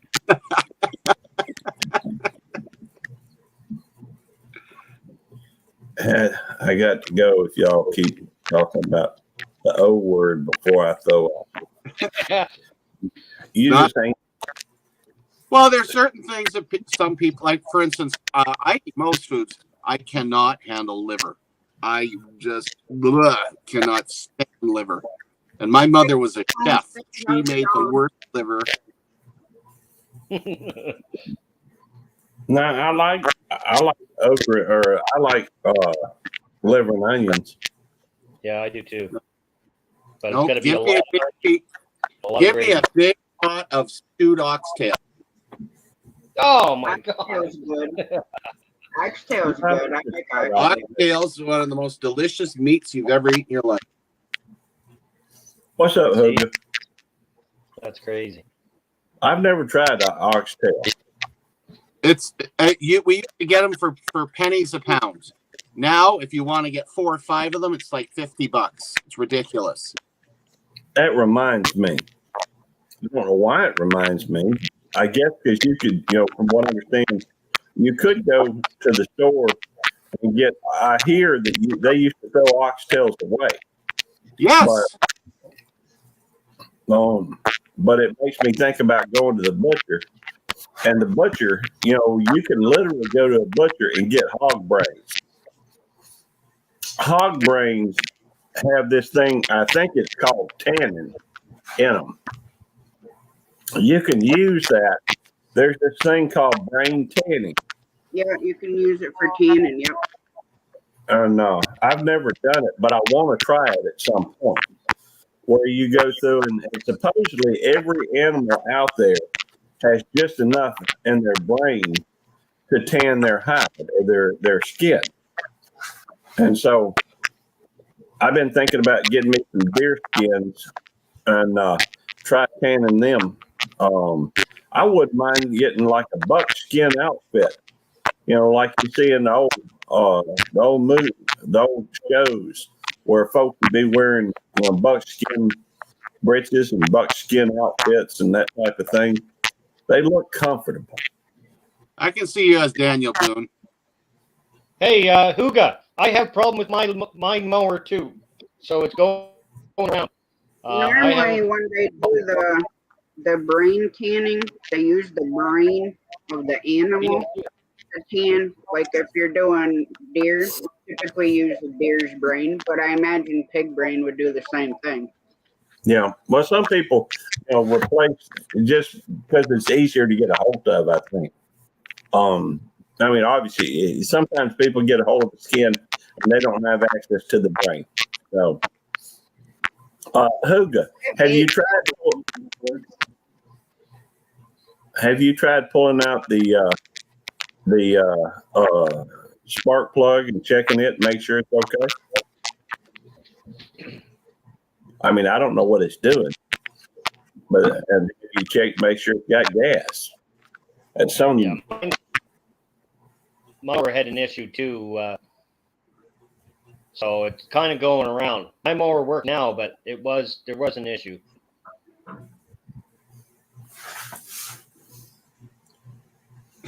All my lawn equipment died. I'm going to hire a company to come in and do my yard at the end of the month. You do it.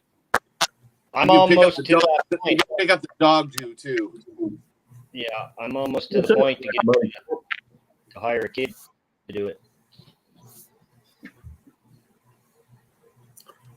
Good to see you, Black Money Corp. Yep. Yeah, I've had cow brain tacos. I've never tanned with brains, but I've ate them. You've ate them, Tasha? You've eaten? Yeah, I've ate cow brain tacos. Yeah, up in the state of Washington. Hey, my grandfather used to love squirrel brains. Oh my! That was like a delicacy for him. You guys ever eat prairie oysters? No, I'm not eating no prairie oysters. No, not me. No, No. It's Why do they have to popular. call it oysters? Why did they have to call it oysters? I like oysters. Why did they have to call that oysters? Melbourne oysters, what it's called down here.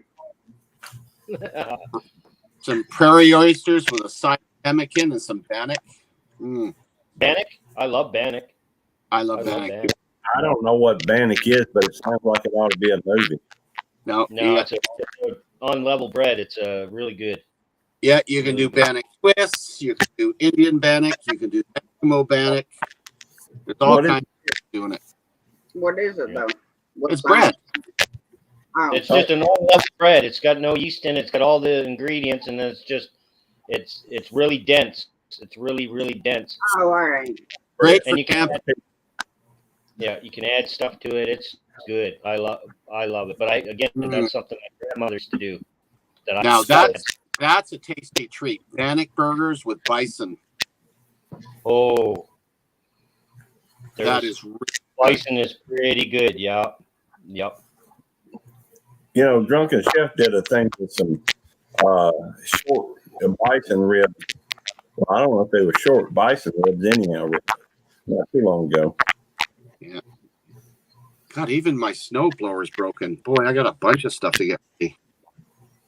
Well, see, I'm scared to touch everything I touched, Skipper, for the last little while.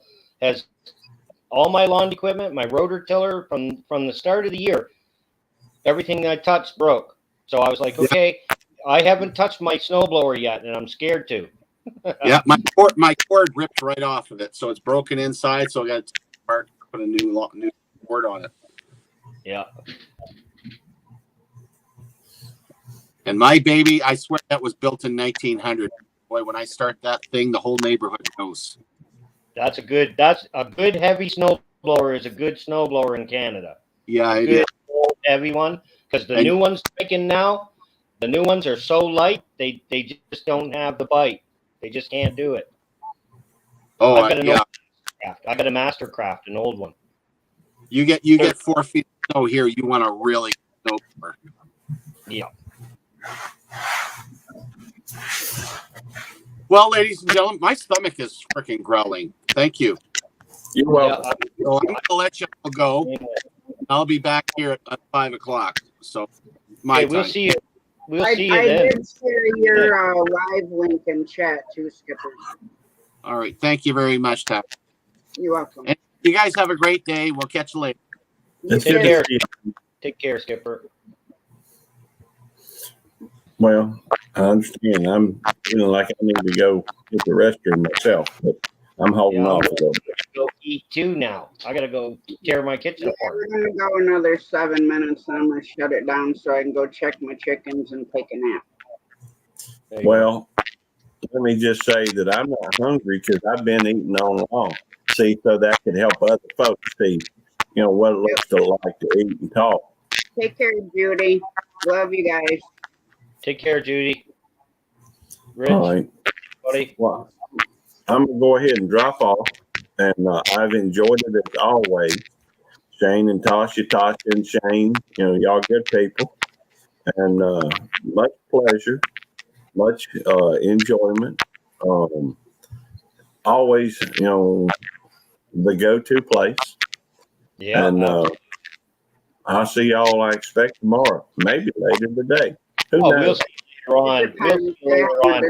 Whether I'm doing my 9:30 live tonight or not. If I do, it'll be set up. All right. Yep. We'll see you. Yeah, we'll see him. We'll see him. I got to go tear my kitchen apart, eat everything out, and then tear it apart for what? For food. I got to go up there and eat. I got to go up there and eat now. So I'm going to go through and eat all the good stuff. Yeah, I had to go raid my freezer because I was buying for chocolate last night. So I went out and got a Hershey bar out of the freezer. We ate a couple when we were camping making s'mores. Hi, Tin Man. How's it going? Tin Man Magnet Fishing. What's up? Good to see you. Magnet fishing. That's something else I want to get into too. Squirrel. Got my mind on that magnet fishing thing. I just Well, gotta. see, Harbor Freight used to have, like, you could get the big magnet. And I think it came with rope. Well, see, I'm just thinking. You know what? I've got a couple of those great big old 14-inch subwoofer speakers. You know those big speakers, Yeah. Tasha, the big speakers? Well, there's a Yeah. huge magnet in there. It's huge. And I'm just thinking of taking it and drilling a hole through the center of it and putting a rope in and tying a knot to the other side and seeing what I can do with that. But I'm pretty intrigued on that magnet fishing stuff. I could pick up some white stuff with it. You're welcome, Lloydie. Have a great day. Steve says, don't think, Shane. Oh, really? Oh, it won't work? I'll be out there throwing this thing out there thinking I'm not getting them, and everybody will look at me funny. They'll say, what the heck's that guy doing? What a fool. Yeah, maybe I have to get an actual magnet. Yeah, but they don't have them anymore. Jamie and I looked all over that store last time we were there, and we could not find the magnet. Now, they had little, like the square ones for welding when you're holding the two pieces of metal together. Yeah. I mean, it probably worked for small stuff, but it definitely ain't going to pick up nothing big with it. Oh, Jamie has one saved in her Walmart shopping cart right now. Yeah, I'm going to have to find one.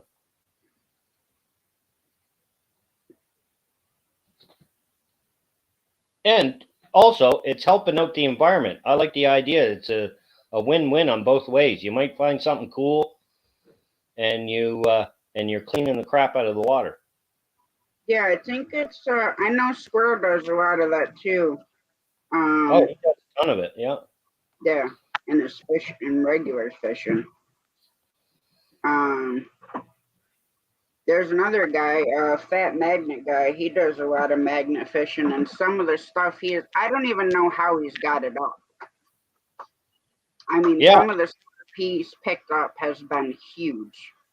Well, that's the other thing is once you get that, I'm scared that I'm going to throw it out and it's going to stick to a car underneath the water, and then I'm going to jump in my car and try pulling it out, and then, you know the disasters that can happen after that. All right, have a great day, Steve. Hope Miss Take Donna care, feels Steve. I hope you guys are all get well. I was wondering what was going on with you not being on for a little bit.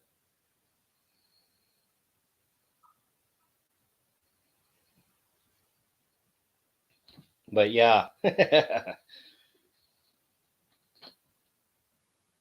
And some of those magnets, like, you know, the one Squirrel got is like 2,200 pounds. What are you picking up at 2,200 pounds other than a car? I forgot I still had your background on you. Oh, cool. Yeah. I didn't know I could put it on like that. I didn't know I could put it on my stream there like you're doing. That's my picture. That's my picture. Yep, that's my watermark. I have your intro on here. I have my intro. Well, see, that's like I said, anytime it works out perfect. Anytime that I can't do something, and it works out perfect.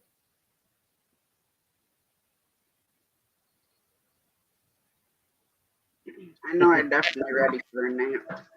Are you, Tasha? You're ready for a nap. Well, at least you'll get a nap in you, and then later on you'll wake up, you'll be all ready to go again. And I think I'm going to go out and try whippersnipping. Yeah.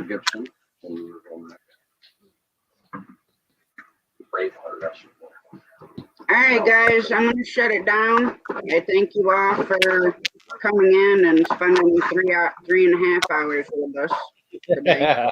This is what happens at the truck stop.